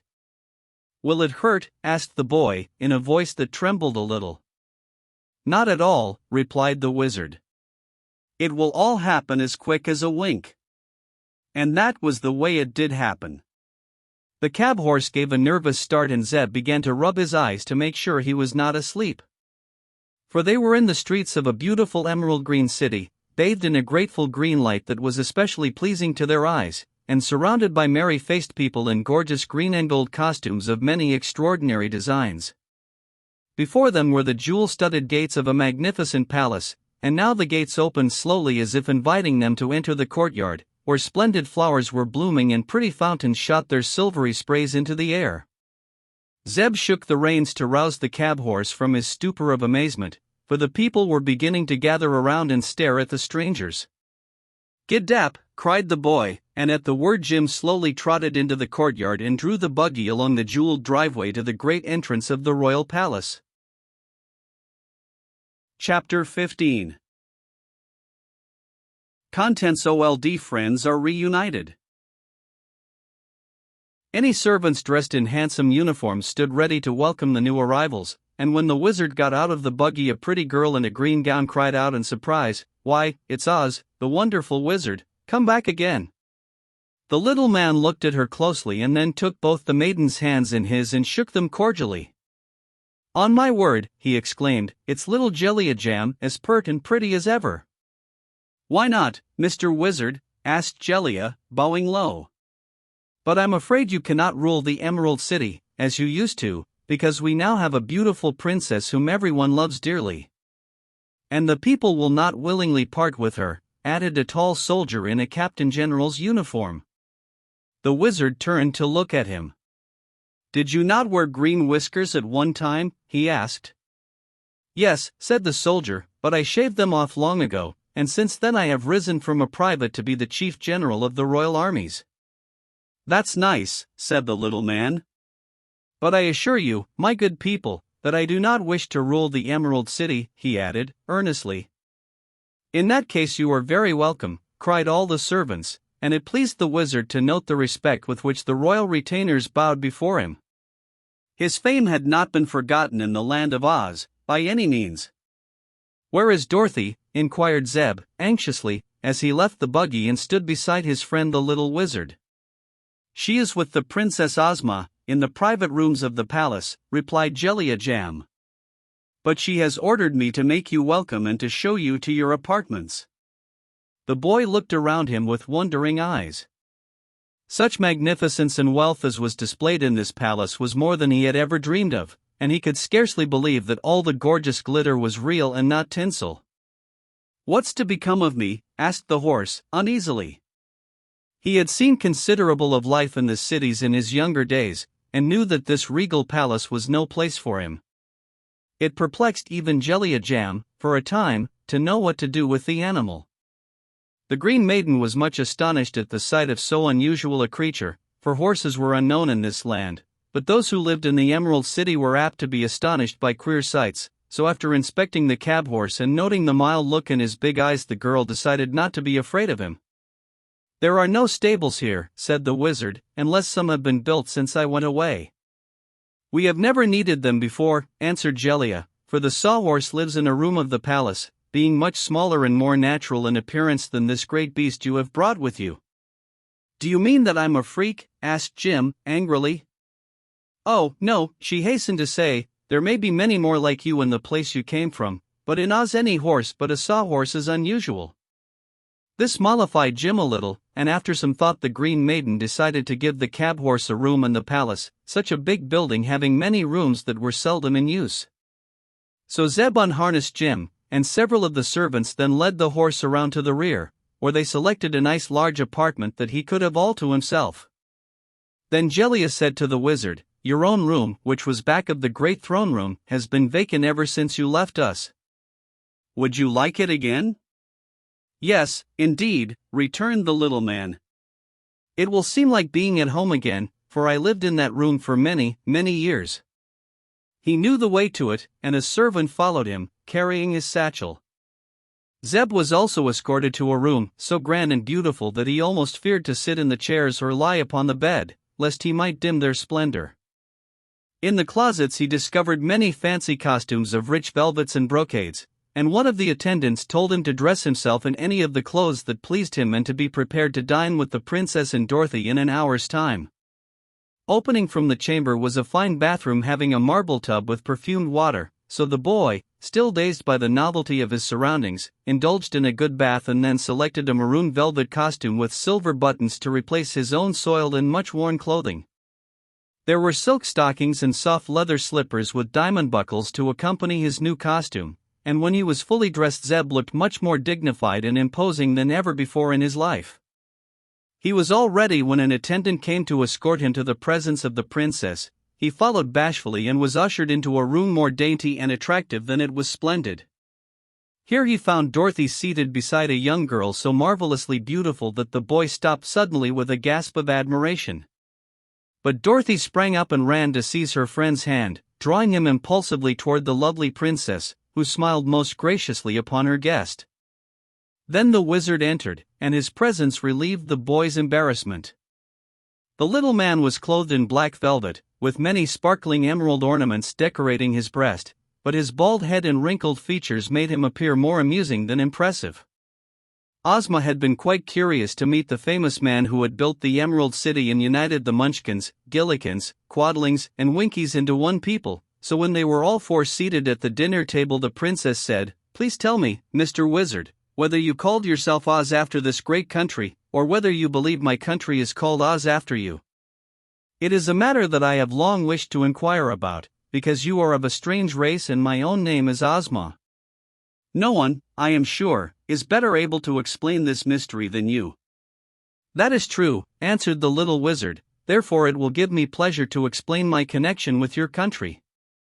In the first place, I must tell you that I was born in Omaha, and my father, who was a politician, named me Oscar Zoroaster Fadrig Isaac Norman Henkel Emmanuel Ambrose Diggs, Diggs being the last name because he could think of no more to go before it. Taken altogether, it was a dreadfully long name to weigh down a poor innocent child, and one of the hardest lessons I ever learned was to remember my own name. When I grew up I just called myself OZ, because the other initials were PINHAD, and that spelled pinhead, which was a reflection on my intelligence." "Surely no one could blame you for cutting your name short," said Ozma, sympathetically. "But didn't you cut it almost too short?" "Perhaps so," replied the wizard. "When a young man I ran away from home and joined a circus. I used to call myself a wizard, and do tricks of ventriloquism." "What does that mean?" asked the princess. "Throwing my voice into any object I pleased, to make it appear that the object was speaking instead of me. Also I began to make balloon ascensions. On my balloon and on all the other articles I used in the circus I painted the two initials, OZ, to show that those things belonged to me. One day my balloon ran away with me and brought me across the deserts to this beautiful country. When the people saw me come from the sky they naturally thought me some superior creature, and bowed down before me. I told them I was a wizard, and showed them some easy tricks that amazed them, and when they saw the initials painted on the balloon they called me Oz." "Now I begin to understand," said the princess, smiling. "At that time," continued the wizard, busily eating his soup while talking, "there were 4 separate countries in this land, each one of the 4 being ruled by a witch. But the people thought my power was greater than that of the witches, and perhaps the witches thought so too, for they never dared oppose me. I ordered the Emerald City to be built just where the 4 countries cornered together, and when it was completed I announced myself the ruler of the land of Oz, which included all the 4 countries of the Munchkins, the Gillikins, the Winkies, and the Quadlings. Over this land I ruled in peace for many years, until I grew old and longed to see my native city once again. So when Dorothy was first blown to this place by a cyclone I arranged to go away with her in a balloon, but the balloon escaped too soon and carried me back alone. After many adventures I reached Omaha, only to find that all my old friends were dead or had moved away. So, having nothing else to do, I joined a circus again, and made my balloon ascensions until the earthquake caught me." "That is quite a history," said Ozma, "but there is a little more history about the land of Oz that you do not seem to understand, perhaps for the reason that no one ever told it you. Many years before you came here this land was united under one ruler, as it is now, and the ruler's name was always Oz, which means in our language great and good, or, if the ruler happened to be a woman, her name was always Ozma. But once upon a time 4 witches leagued together to depose the king and rule the 4 parts of the kingdom themselves, so when the ruler, my grandfather, was hunting one day, one wicked witch named Mombi stole him and carried him away, keeping him a close prisoner. Then the witches divided up the kingdom, and ruled the 4 parts of it until you came here. That was why the people were so glad to see you, and why they thought from your initials that you were their rightful ruler. But, at that time, said the wizard, thoughtfully, there were 2 good witches and 2 wicked witches ruling in the land. Yes, replied Ozma, because a good witch had conquered Mombai in the north and Glinda the good had conquered the evil witch in the south. But Mombai was still my grandfather's jailer, and afterward my father's jailer. When I was born she transformed me into a boy, hoping that no one would ever recognize me and know that I was the rightful princess of the land of Oz. But I escaped from her and am now the ruler of my people. I am very glad of that, said the wizard, and hope you will consider me one of your most faithful and devoted subjects. We owe a great deal to the wonderful wizard, continued the princess, for it was you who built this splendid emerald city. Your people built it, he answered. I only bossed the job, as we say in Omaha. But you ruled it wisely and well for many years, said she, and made the people proud of your magical art. So, as you are now too old to wander abroad and work in a circus, I offer you a home here as long as you live. You shall be the official wizard of my kingdom, and be treated with every respect and consideration. I accept your kind offer with gratitude, gracious princess, the little man said, in a soft voice, and they could all see that teardrops were standing in his keen old eyes. It meant a good deal to him to secure a home like this. He's only a humbug wizard, though, said Dorothy, smiling at him. And that is the safest kind of a wizard to have, replied Ozma, promptly. Oz can do some good tricks, humbug or no humbug, announced Zeb, who was now feeling more at ease. He shall amuse us with his tricks tomorrow, said the princess. I have sent messengers to summon all of Dorothy's old friends to meet her and give her welcome, and they ought to arrive very soon, now. Indeed, the dinner was no sooner finished than in rushed the Scarecrow, to hug Dorothy in his padded arms and tell her how glad he was to see her again. The wizard was also most heartily welcomed by the Straw Man, who was an important personage in the land of Oz. How are your brains? Inquired the little humbug, as he grasped the soft, stuffed hands of his old friend. Working finely, answered the Scarecrow. I'm very certain, Buzz, that you gave me the best brains in the world, for I can think with them day and night, when all other brains are fast asleep. Dorothy and Ozma. How long did you rule the Emerald City? After I left here, was the next question. Quite a while, until I was conquered by a girl named General Ginger. But Ozma soon conquered her, with the help of Glinda the Good, and after that I went to live with Nick Chopper, the Tin Woodman. Just then a loud cackling was heard outside, and, when a servant threw open the door with a low bow, a yellow hen strutted in.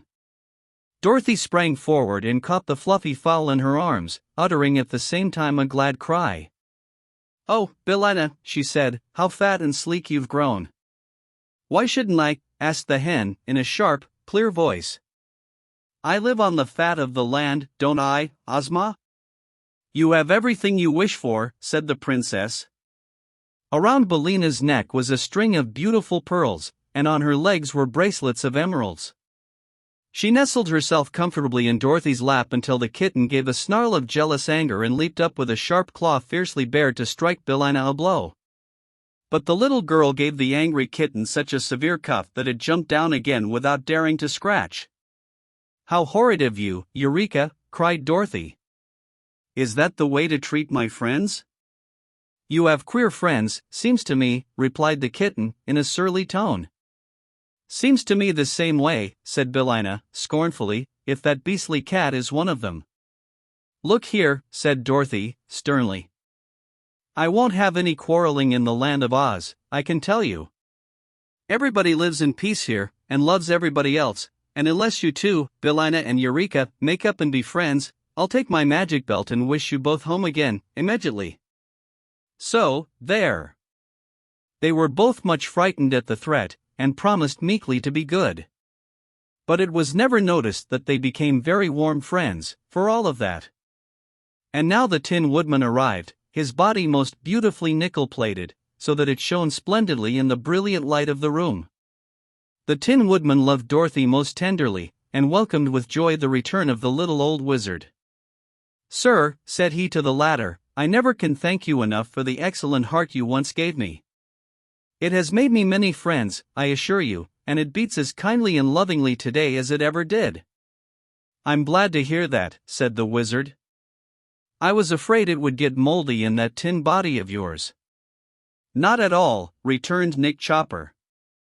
"It keeps finely, being preserved in my airtight chest." Zeb was a little shy when first introduced to these queer people, but they were so friendly and sincere that he soon grew to admire them very much, even finding some good qualities in the yellow hen. But he became nervous again when the next visitor was announced.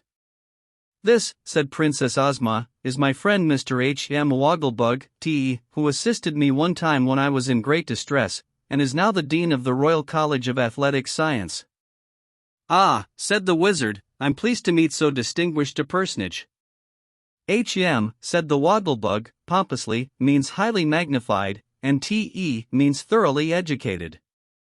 I am, in reality, a very big bug, and doubtless the most intelligent being in all this broad domain." "How well you disguise it," said the wizard. "But I don't doubt your word in the least." "Nobody doubts it, sir," replied the Wogglebug, and drawing a book from its pocket, the strange insect turned its back on the company and sat down in a corner to read. Nobody minded this rudeness, which might have seemed more impolite in one less thoroughly educated, so they straightway forgot him and joined in a merry conversation that kept them well amused until bedtime arrived. Chapter 16. Contents: Jim, the Siabi horse.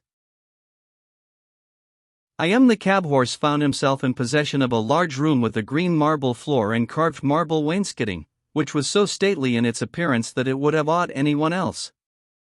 Jim accepted it as a mere detail, and at his command the attendants gave his coat a good rubbing, combed his mane and tail, and washed his hoofs and fetlocks. Then they told him dinner would be served directly, and he replied that they could not serve it too quickly to suit his convenience. First they brought him a steaming bowl of soup, which the horse eyed in dismay. "Take that stuff away," he commanded. "Do you take me for a salamander?" They obeyed at once, and next served a fine large turbot on a silver platter, with drawn gravy poured over it. "Fish," cried Jim, with a sniff. "Do you take me for a tomcat?" "Away with it." The servants were a little discouraged, but soon they brought in a great tray containing 24 nicely roasted quail on toast. "Well, well," said the horse, now thoroughly provoked. "Do you take me for a weasel? How stupid and ignorant you are, in the land of Oz, and what dreadful things you feed upon. Is there nothing that is decent to eat in this palace?" The trembling servants sent for the royal steward, who came in haste and said, "What would your highness like for dinner?"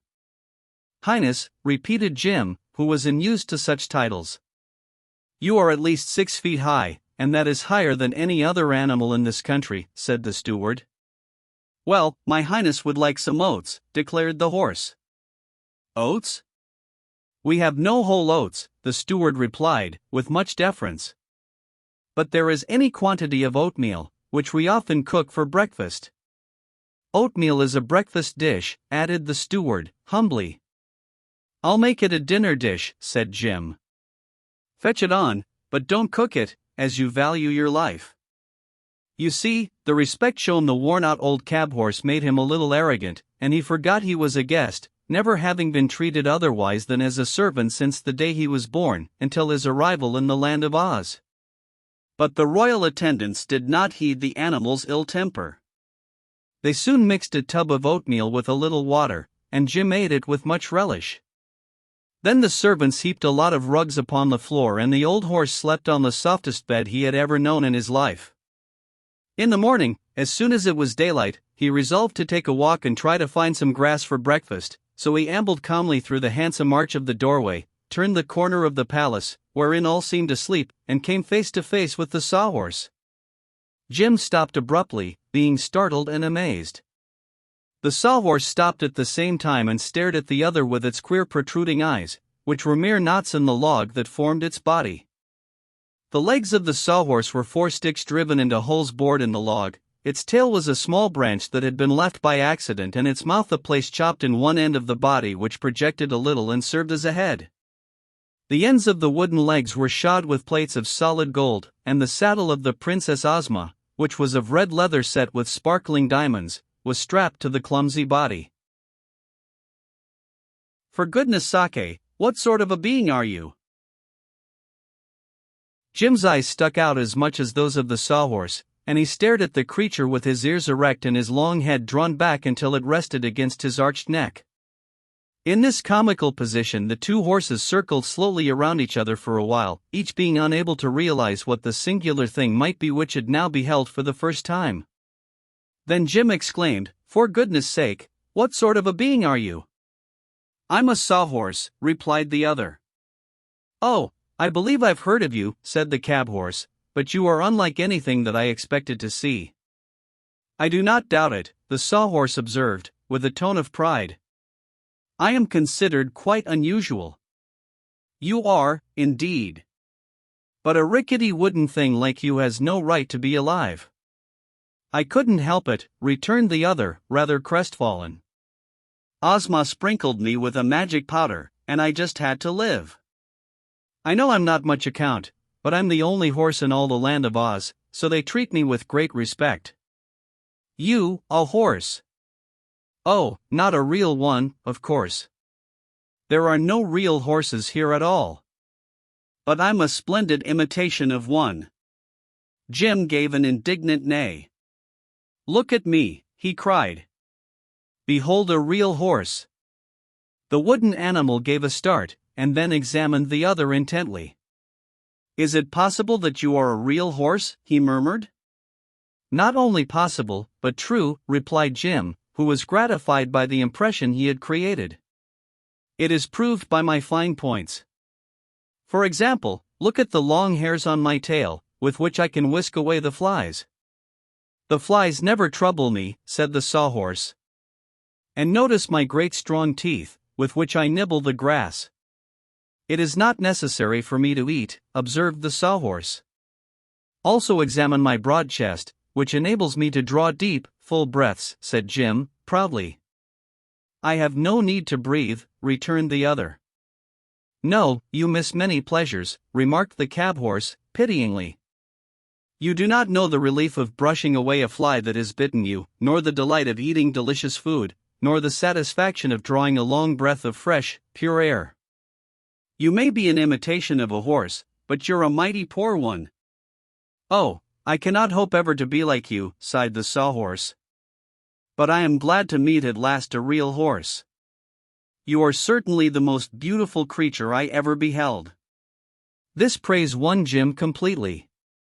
To be called beautiful was a novelty in his experience. Said he, "Your chief fault, my friend, is in being made of wood, and that I suppose you cannot help. Real horses, like myself, are made of flesh and blood and bones." "I can see the bones all right," replied the sawhorse, "and they are admirable and distinct. Also I can see the flesh. But the blood, I suppose, is tucked away inside." "Exactly," said Jim. "What good is it?" asked the sawhorse. Jim did not know, but he would not tell the sawhorse that. "If anything cuts me," he replied, "the blood runs out to show where I am cut." "You, poor thing, cannot even bleed when you are hurt." "But I am never hurt," said the sawhorse. "Once in a while I get broken up some, but I am easily repaired and put in good order again. And I never feel a break or a splinter in the least." Jim was almost tempted to envy the wooden horse for being unable to feel pain, but the creature was so absurdly unnatural that he decided he would not change places with it under any circumstances. "How did you happen to be shod with gold?" he asked. "Princess Ozma did that," was the reply, "and it saves my legs from wearing out. We've had a good many adventures together, Ozma and I, and she likes me." The cab horse was about to reply when suddenly he gave a start and a neigh of terror and stood trembling like a leaf. For around the corner had come two enormous savage beasts, treading so lightly that they were upon him before he was aware of their presence. Jim was in the act of plunging down the path to escape when the sawhorse cried out, "Stop, my brother! Stop, real horse! These are friends, and will do you no harm." Jim hesitated, eyeing the beasts fearfully. One was an enormous lion with clear, intelligent eyes, a tawny mane bushy and well-kept, and a body like yellow plush. The other was a great tiger with purple stripes around his lithe body, powerful limbs, and eyes that showed through the half-closed lids like coals of fire. The huge forms of these monarchs of the forest and jungle were enough to strike terror to the stoutest heart, and it is no wonder Jim was afraid to face them. But the sawhorse introduced the stranger in a calm tone, saying, "This, noble horse, is my friend the Cowardly Lion, who is the valiant king of the forest, but at the same time a faithful vassal of Princess Ozma. And this is the Hungry Tiger, the terror of the jungle, who longs to devour fat babies but is prevented by his conscience from doing so. These royal beasts are both warm friends of little Dorothy and have come to the Emerald City this morning to welcome her to our fairyland." Hearing these words, Jim resolved to conquer his alarm. He bowed his head with as much dignity as he could muster toward the savage-looking beasts, who in return nodded in a friendly way.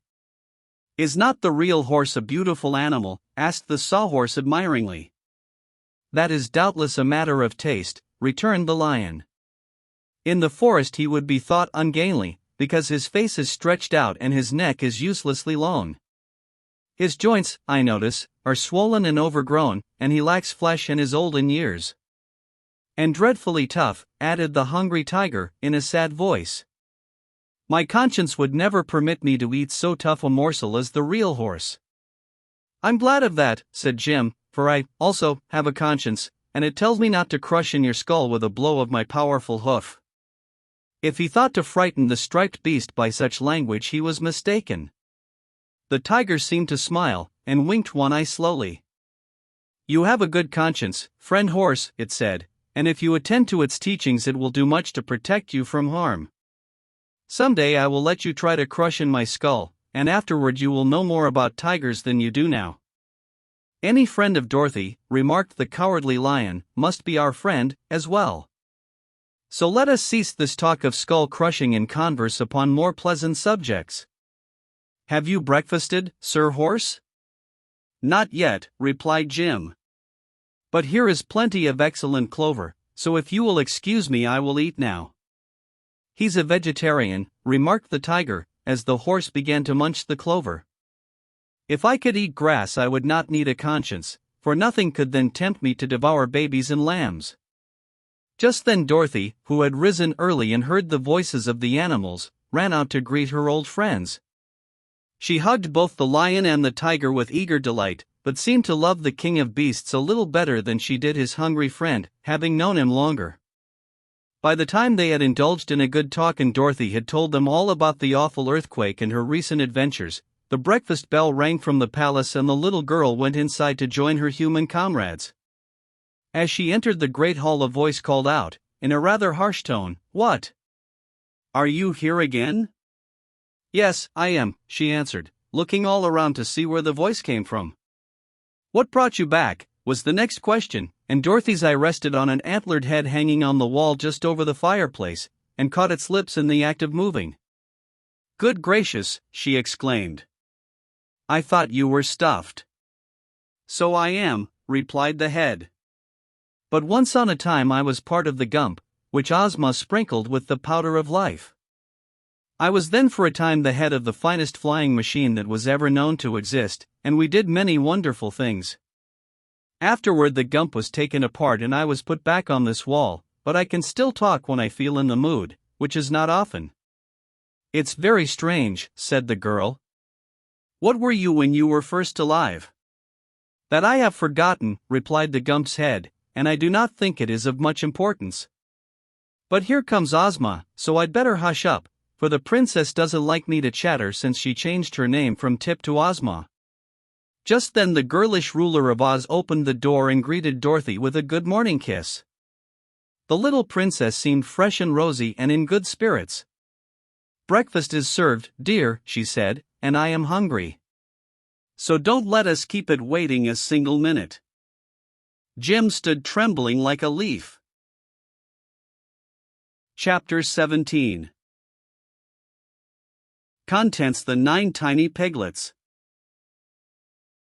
After breakfast, Ozma announced that she had ordered a holiday to be observed throughout the Emerald City, in honor of her visitors.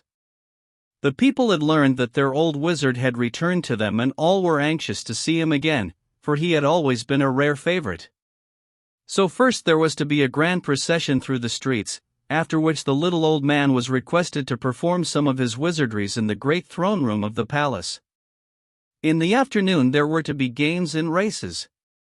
The procession was very imposing. First came the Imperial Cornet Band of Oz, dressed in emerald velvet uniforms with slashes of pea-green satin and buttons of immense cut emeralds. They played the national air called the Oz-Spangled Banner, and behind them were the standard bearers with the royal flag.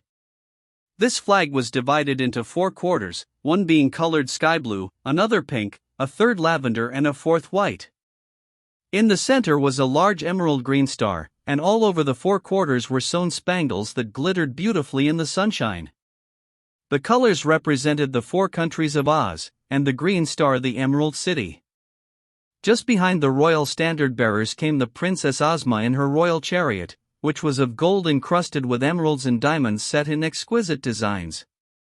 The chariot was drawn on this occasion by the Cowardly Lion and the Hungry Tiger, who were decorated with immense pink and blue bows.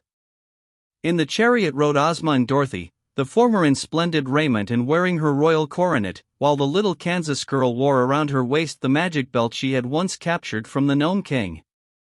Following the chariot came the Scarecrow mounted on the Sawhorse, and the people cheered him almost as loudly as they did their lovely ruler. Behind him stalked with regular, jerky steps, the famous machine man called Tick-Tock, who had been wound up by Dorothy for the occasion. Tick-Tock moved by clockwork, and was made all of burnished copper. He really belonged to the Kansas girl, who had much respect for his thoughts after they had been properly wound and set going, but as the copper man would be useless in any place but a fairy country, Dorothy had left him in charge of Ozma, who saw that he was suitably cared for. There followed another band after this, which was called the Royal Court Band, because the members all lived in the palace. They wore white uniforms with real diamond buttons and played "What is Oz Without Ozma" very sweetly. Then came Professor Wogglebug, with a group of students from the Royal College of Scientific Athletics. The boys wore long hair and striped sweaters and yelled their college yell every other step they took, to the great satisfaction of the populace, which was glad to have this evidence that their lungs were in good condition. The brilliantly polished Tin Woodman marched next, at the head of the Royal Army of Oz, which consisted of 28 officers, from generals down to captains. There were no privates in the army because all were so courageous and skillful that they had been promoted one by one until there were no privates left.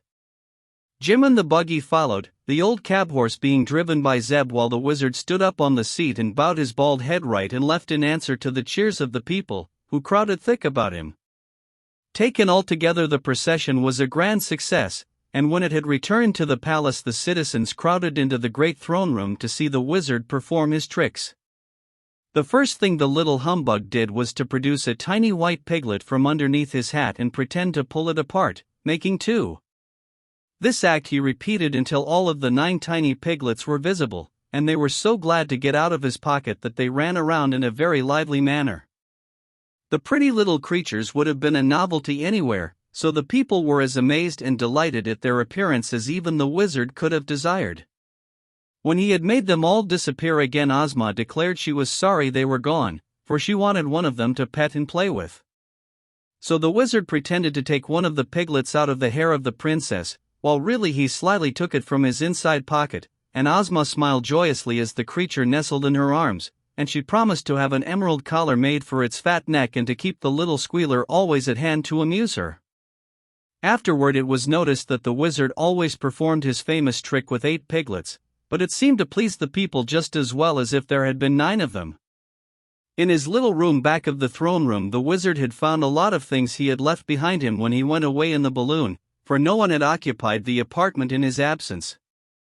There was enough material there to enable him to prepare several new tricks which he had learned from some of the jugglers in the circus, and he had passed part of the night in getting them ready. So he followed the trick of the 9 tiny piglets with several other wonderful feats that greatly delighted his audience, and the people did not seem to care a bit whether the little man was a humbug wizard or not, so long as he succeeded in amusing them. They applauded all his tricks and at the end of the performance begged him earnestly not to go away again and leave them.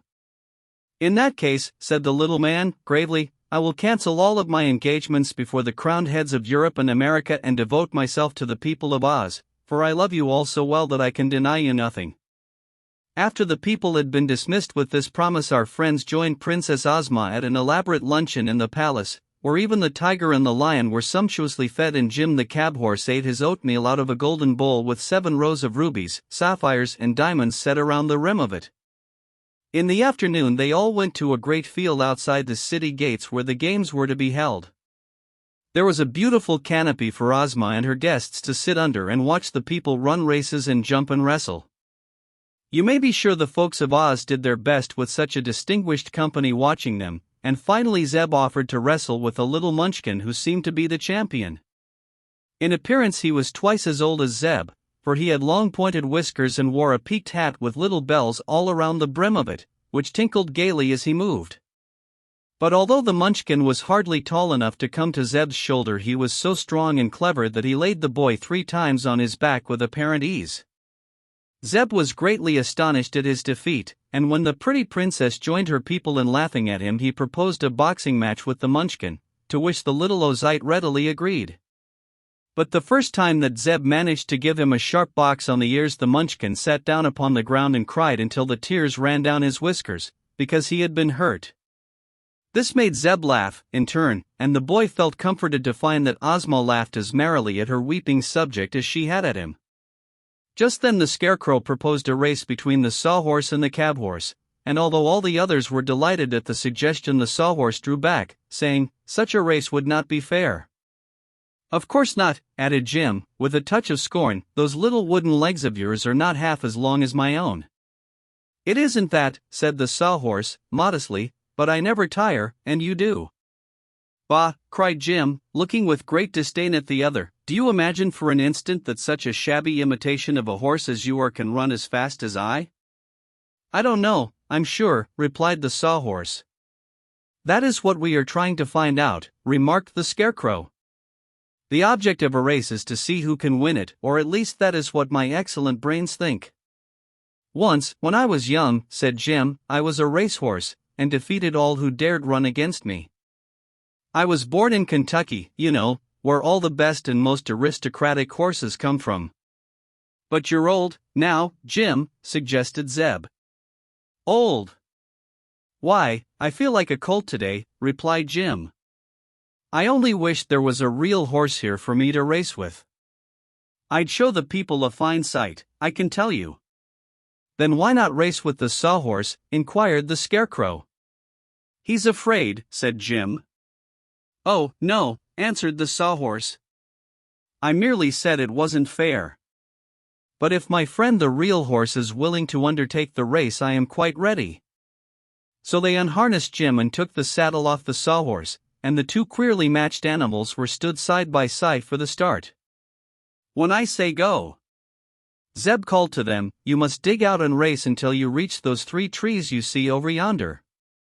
Then circle round them and come back again. The first one that passes the place where the princess sits shall be named the winner. Are you ready?" "I suppose I ought to give the wooden dummy a good start of me," growled Jim. "Never mind that," said the Sawhorse. "I'll do the best I can." "Go!" cried Zeb, and at the word the 2 horses leaped forward and the race was begun. The Wizard took a piglet from Ozma's hair. Jim's big hoofs pounded away at a great rate, and although he did not look very graceful, he ran in a way to do credit to his Kentucky breeding. But the Sawhorse was swifter than the wind. Its wooden legs moved so fast that their twinkling could scarcely be seen, and although so much smaller than the Cab-horse, it covered the ground much faster. Before they had reached the trees, the Sawhorse was far ahead, and the wooden animal returned to the starting place and was being lustily cheered by the Ozites before Jim came panting up to the canopy where the princess and her friends were seated. The hungry tiger teaches Jim a lesson. I am sorry to record the fact that Jim was not only ashamed of his defeat but for a moment lost control of his temper. As he looked at the comical face of the sawhorse, he imagined that the creature was laughing at him, so in a fit of unreasonable anger he turned around and made a vicious kick that sent his rival tumbling head over heels upon the ground, and broke off one of its legs and its left ear. An instant later the tiger crouched and launched its huge body through the air, swift and resistless as a ball from a cannon. The beast struck Jim full on his shoulder and sent the astonished cab horse rolling over and over, amid shouts of delight from the spectators, who had been horrified by the ungracious act he had been guilty of. When Jim came to himself and sat upon his haunches, he found the cowardly lion crouched on one side of him and the hungry tiger on the other, and their eyes were glowing like balls of fire. "I beg your pardon, I'm sure," said Jim, meekly. "I was wrong to kick the sawhorse, and I am sorry I became angry at him. He has won the race, and won it fairly, but what can a horse of flesh do against a tireless beast of wood?" Hearing this apology, the tiger and the lion stopped lashing their tails and retreated with dignified steps to the side of the princess. "No one must injure one of our friends in our presence," growled the lion, and Zeb ran to Jim and whispered that unless he controlled his temper in the future he would probably be torn to pieces. Then the Tin Woodman cut a straight and strong limb from a tree with his gleaming axe and made a new leg and a new ear for the sawhorse, and when they had been securely fastened in place, Princess Ozma took the coronet from her own head and placed it upon that of the winner of the race. Said she, "My friend, I reward you for your swiftness by proclaiming you Prince of Horses, whether of wood or of flesh, and hereafter all other horses, in the land of Oz, at least, must be considered imitations, and you the real champion of your race." There was more applause at this, and then Ozma had the jeweled saddle replaced upon the sawhorse and herself rode the victor back to the city at the head of the grand procession. "I ought to be a fairy," grumbled Jim, as he slowly drew the buggy home, "for to be just an ordinary horse in a fairy country is to be of no account whatever. It's no place for us, Zeb." "It's lucky we got here, though," said the boy, and Jim thought of the dark cave, and agreed with him. Chapter 18. Contents: the trial of Eureka the kitten. Several days of festivity and merrymaking followed, for such old friends did not often meet, and there was much to be told and talked over between them, and many amusements to be enjoyed in this delightful country.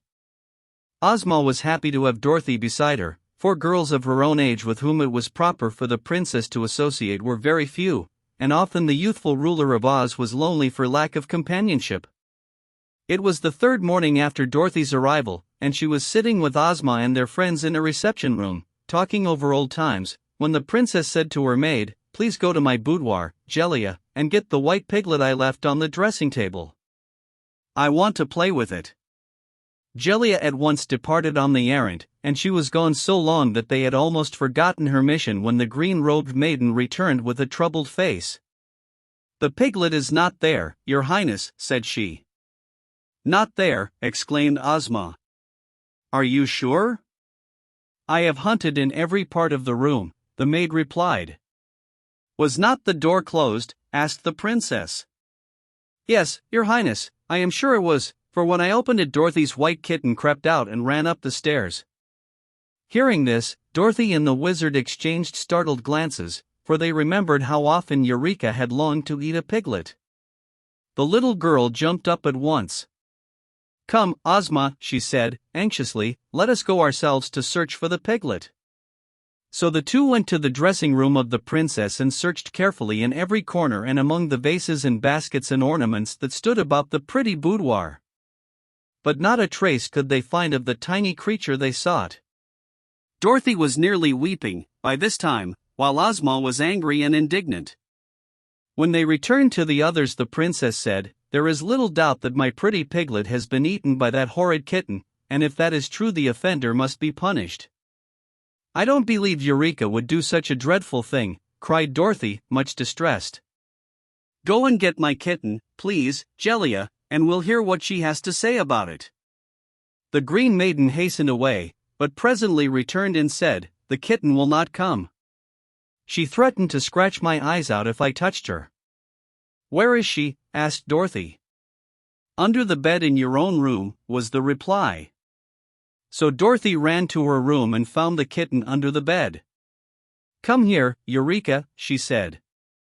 "I won't," answered the kitten, in a surly voice. "Oh, Eureka! Why are you so bad?" The kitten did not reply. "If you don't come to me, right away," continued Dorothy, getting provoked, "I'll take my magic belt and wish you in the country of the Gurgles." "Why do you want me?" asked Eureka, disturbed by this threat. "You must go to Princess Ozma. She wants to talk to you." "All right," returned the kitten, creeping out. "I'm not afraid of Ozma or anyone else." Dorothy carried her in her arms back to where the others sat in grieved and thoughtful silence. "Tell me, Eureka," said the princess, gently, "did you eat my pretty piglet?" "I won't answer such a foolish question," asserted Eureka, with a snarl. "Oh, yes you will, dear," Dorothy declared. "The piglet is gone, and you ran out of the room when Jellia opened the door. So, if you are innocent, Eureka, you must tell the princess how you came to be in her room, and what has become of the piglet." "Who accuses me?" asked the kitten, defiantly. "No one," answered Ozma. "Your actions alone accuse you. The fact is that I left my little pet in my dressing room lying asleep upon the table, and you must have stolen in without my knowing it. When next the door was opened you ran out and hid yourself, and the piglet was gone." "That's none of my business," growled the kitten. "Don't be impudent, Eureka," admonished Dorothy. "It is you who are impudent," said Eureka, "for accusing me of such a crime when you can't prove it except by guessing." Ozma was now greatly incensed by the kitten's conduct. She summoned her captain general, and when the long, lean officer appeared she said, "Carry this cat away to prison, and keep her in safe confinement until she is tried by law for the crime of murder." So the captain general took Eureka from the arms of the now weeping Dorothy and in spite of the kitten's snarls and scratches carried it away to prison. "What shall we do now?" asked the scarecrow, with a sigh, for such a crime had cast a gloom over all the company. "I will summon the court to meet in the throne room at 3 o'clock, replied Ozma. "I myself will be the judge, and the kitten shall have a fair trial." "What will happen if she is guilty?" asked Dorothy. "She must die," answered the princess. "9 times?" inquired the scarecrow. "As many times as is necessary," was the reply. "I will ask the Tin Woodman to defend the prisoner, because he has such a kind heart I am sure he will do his best to save her. And the Wogglebug shall be the public accuser, because he is so learned that no one can deceive him." "Who will be the jury?" asked the Tin Woodman. Portrait of the Wizard of Oz. View larger image. Portrait of the Wizard of Oz. "There ought to be several animals on the jury," said Ozma, "because animals understand each other better than we people understand them. So the jury shall consist of the Cowardly Lion, the Hungry Tiger, Jim the Cabhorse, the Yellow Hen, the Scarecrow, the Wizard, Tick-Tock the Machine Man, the Sawhorse, and Zeb of Hugson's Ranch. That makes the 9 which the law requires, and all my people shall be admitted to hear the testimony." They now separated to prepare for the sad ceremony, for whenever an appeal is made to law sorrow is almost certain to follow even in a fairyland like Oz. But it must be stated that the people of that land were generally so well behaved that there was not a single lawyer amongst them, and it had been years since any ruler had sat in judgment upon an offender of the law. The crime of murder being the most dreadful crime of all, tremendous excitement prevailed in the Emerald City when the news of Eureka's arrest and trial became known. The wizard, when he returned to his own room, was exceedingly thoughtful. He had no doubt Eureka had eaten his piglet, but he realized that a kitten cannot be depended upon at all times to act properly, since its nature is to destroy small animals and even birds for food, and the tame cat that we keep in our houses today is descended from the wild cat of the jungle, a very ferocious creature, indeed. The wizard knew that if Dorothy's pet was found guilty and condemned to death the little girl would be made very unhappy, so, although he grieved over the piglet's sad fate as much as any of them, he resolved to save Eureka's life. Sending for the Tin Woodman, the wizard took him into a corner and whispered, "My friend, it is your duty to defend the white kitten and try to save her, but I fear you will fail because Eureka has long wished to eat a piglet, to my certain knowledge, and my opinion is that she has been unable to resist the temptation. Yet her disgrace and death would not bring back the piglet, but only serve to make Dorothy unhappy. So I intend to prove the kitten's innocence by a trick." He drew from his inside pocket one of the 8 tiny piglets that were remaining and continued, "This creature you must hide in some safe place, and if the jury decides that Eureka is guilty you may then produce this piglet and claim it is the one that was lost. All the piglets are exactly alike, so no one can dispute your word. This deception will save Eureka's life, and then we may all be happy again." "I do not like to deceive my friends," replied the Tin Woodman. "Still, my kind heart urges me to save Eureka's life, and I can usually trust my heart to do the right thing. So I will do as you say, friend wizard." After some thought he placed the little pig inside his funnel-shaped hat, and then put the hat upon his head and went back to his room to think over his speech to the jury. Chapter 19.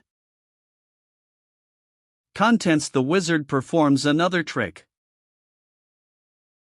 3 o'clock. The throne room was crowded with citizens, men, women and children being eager to witness the great trial.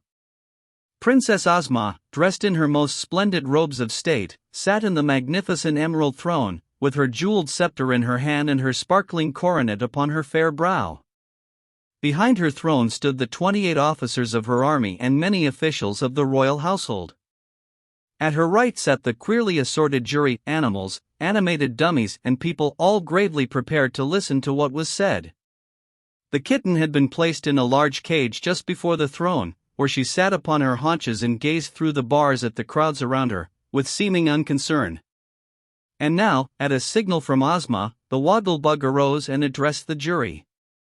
His tone was pompous and he strutted up and down in an absurd attempt to appear dignified. "Your Royal Highness and fellow citizens," he began, "the small cat you see a prisoner before you is accused of the crime of first murdering and then eating our esteemed ruler's fat piglet, or else first eating and then murdering it. In either case a grave crime has been committed which deserves a grave punishment." "Do you mean my kitten must be put in a grave?" asked Dorothy. "Don't interrupt, little girl," said the Wogglebug. "When I get my thoughts arranged in good order I do not like to have anything upset them or throw them into confusion." "If your thoughts were any good they wouldn't become confused," remarked the Scarecrow, earnestly. "My thoughts are always, is this a trial of thoughts, or of kittens?" demanded the Wogglebug. "It's a trial of one kitten," replied the Scarecrow, "but your manner is a trial to us all." "Let the public accuser continue," called Ozma from her throne, "and I pray you do not interrupt him." "The criminal who now sits before the court licking her paws," resumed the Wogglebug, "has long desired to unlawfully eat the fat piglet, which was no bigger than a mouse. And finally she made a wicked plan to satisfy her depraved appetite for pork." "I can see her, in my mind's eye." "What's that?" asked the Scarecrow. "I say I can see her in my mind's eye." "The mind has no eye," declared the Scarecrow. "It's blind." "Your Highness," cried the Wogglebug, appealing to Ozma, "have I a mind's eye, or haven't I?" "If you have, it is invisible," said the princess. "Very true," returned the Wogglebug, bowing. "I say I see the criminal, in my mind's eye, creeping stealthily into the room of our Ozma and secreting herself, when no one was looking, until the princess had gone away and the door was closed. Then the murderer was alone with her helpless victim, the fat piglet, and I see her pounce upon the innocent creature and eat it up." "Are you still seeing with your mind's eye?" inquired the Scarecrow. "Of course, how else could I see it? And we know the thing is true, because since the time of that interview there is no piglet to be found anywhere." Eureka in court. "I suppose, if the cat had been gone, instead of the piglet, your mind's eye would see the piglet eating the cat," suggested the Scarecrow. "Very likely," acknowledged the Wogglebug. "And now, fellow citizens and creatures of the jury, I assert that so awful a crime deserves death, and in the case of the ferocious criminal before you, who is now washing her face, the death penalty should be inflicted 9 times. There was great applause when the speaker sat down. Then the princess spoke in a stern voice, "Prisoner, what have you to say for yourself? Are you guilty, or not guilty?" "Why, that's for you to find out," replied Eureka. "If you can prove I'm guilty, I'll be willing to die 9 times, but a mind's eye is no proof, because the Wogglebug has no mind to see with." "Never mind, dear," said Dorothy. Then the Tin Woodman arose and said, "Respected jury and dearly beloved Ozma, I pray you not to judge this feline prisoner unfeelingly. I do not think the innocent kitten can be guilty, and surely it is unkind to accuse a luncheon of being a murder. Eureka is the sweet pet of a lovely little girl whom we all admire, and gentleness and innocence are her chief virtues. Look at the kitten's intelligent eyes." Here Eureka closed her eyes sleepily, gaze at her smiling countenance. Here Eureka snarled and showed her teeth, mark the tender pose of her soft, patted little hands. Here Eureka bared her sharp claws and scratched at the bars of the cage. Would such a gentle animal be guilty of eating a fellow creature? No, 1,000 times, no. "Oh, cut it short," said Eureka, "you've talked long enough." "I'm trying to defend you," remonstrated the Tin Woodman. "Then say something sensible," retorted the kitten. "Tell him it would be foolish for me to eat the piglet, because I had sense enough to know it would raise a row if I did. But don't try to make out I'm too innocent to eat a fat piglet if I could do it and not be found out. I imagine it would taste mighty good." "Perhaps it would, to those who eat," remarked the Tin Woodman. "I myself, not being built to eat, have no personal experience in such matters. But I remember that our great poet once said, 'To eat is sweet when hunger's seat demands a treat of savory meat.' Take this into consideration, friends of the jury, and you will readily decide that the kitten is wrongfully accused and should be set at liberty." When the Tin Woodman sat down, no one applauded him, for his arguments had not been very convincing and few believed that he had proved Eureka's innocence. As for the jury, the members whispered to each other for a few minutes and then they appointed the hungry tiger their spokesman. The huge beast slowly arose and said, "Kittens have no consciences, so they eat whatever pleases them. The jury believes the white kitten known as Eureka is guilty of having eaten the piglet owned by Princess Ozma, and recommends that she be put to death in punishment of the crime." The judgment of the jury was received with great applause, although Dorothy was sobbing miserably at the fate of her pet. The princess was just about to order Eureka's head chopped off with the Tin Woodman's axe when that brilliant personage once more arose and addressed her.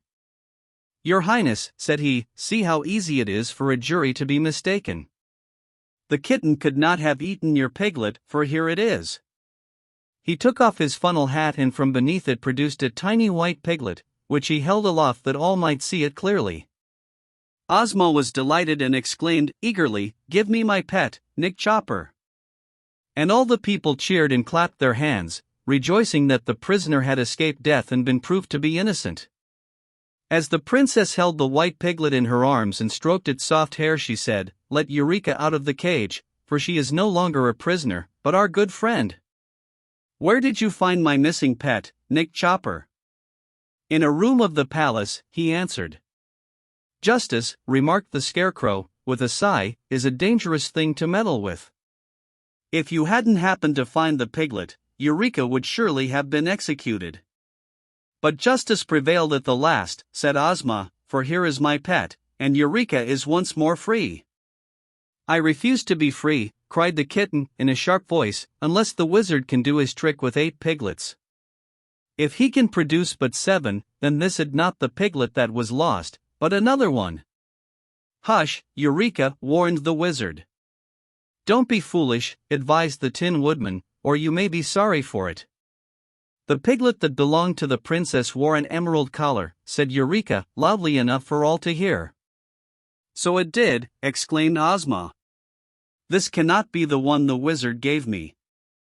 "Of course not, he had 9 of them, altogether," declared Eureka, "and I must say it was very stingy of him not to let me eat just a few. But now that this foolish trial is ended, I will tell you what really became of your pet piglet. At this, everyone in the throne room suddenly became quiet, and the kitten continued, in a calm, mocking tone of voice, "I will confess that I intended to eat the little pig for my breakfast, so I crept into the room where it was kept while the princess was dressing and hid myself under a chair. When Ozma went away, she closed the door and left her pet on the table. At once I jumped up and told the piglet not to make a fuss, for he would be inside of me in half a second, but no one can teach one of these creatures to be reasonable. Instead of keeping still, so I could eat him comfortably, he trembled so with fear that he fell off the table into a big vase that was standing on the floor. The vase had a very small neck, and spread out at the top like a bowl. At first the piglet stuck in the neck of the vase and I thought I should get him, after all, but he wriggled himself through and fell down into the deep bottom part, and I suppose he's there yet." All were astonished at this confession, and Ozma at once sent an officer to her room to fetch the vase. When he returned, the princess looked down the narrow neck of the big ornament and discovered her lost piglet, just as Eureka had said she would. There was no way to get the creature out without breaking the vase, so the Tin Woodman smashed it with his axe and set the little prisoner free. Then the crowd cheered lustily and Dorothy hugged the kitten in her arms and told her how delighted she was to know that she was innocent. "But why didn't you tell us at first?" she asked. "It would have spoiled the fun," replied the kitten, yawning. Ozma gave the wizard back the piglet he had so kindly allowed Nick Chopper to substitute for the lost one, and then she carried her own into the apartments of the palace where she lived. And now, the trial being over, the good citizens of the Emerald City scattered to their homes, well content with the day's amusement. Chapter 20. Contents. Zeb returns to the ranch. Eureka was much surprised to find herself in disgrace, but she was, in spite of the fact that she had not eaten the piglet. For the folks of Oz knew the kitten had tried to commit the crime, and that only an accident had prevented her from doing so, therefore even the hungry tiger preferred not to associate with her. Eureka was forbidden to wander around the palace and was made to stay in confinement in Dorothy's room, so she began to beg her mistress to send her to some other place where she could enjoy herself better. Dorothy was herself anxious to get home, so she promised Eureka they would not stay in the land of Oz much longer. The next evening after the trial, the little girl begged Ozma to allow her to look in the enchanted picture, and the princess readily consented. She took the child to her room and said, "Make your wish, dear, and the picture will show the scene you desire to behold." Then Dorothy found, with the aid of the enchanted picture, that Uncle Henry had returned to the farm in Kansas, and she also saw that both he and Aunt Em were dressed in mourning, because they thought their little niece had been killed by the earthquake. "Really," said the girl, anxiously, "I must get back as soon as possibly to my own folks." Zeb also wanted to see his home, and although he did not find anyone mourning for him, the sight of Hugson's ranch in the picture made him long to get back there. "This is a fine country, and I like all the people that live in it," he told Dorothy. "But the fact is, Jim and I don't seem to fit into a fairyland, and the old horse has been begging me to go home again ever since he lost the race. So, if you can find a way to fix it, we'll be much obliged to you." "Ozma can do it, easily," replied Dorothy. "Tomorrow morning I'll go to Kansas and you can go to California." "I'm much obliged for all your kindness." That last evening was so delightful that the boy will never forget it as long as he lives.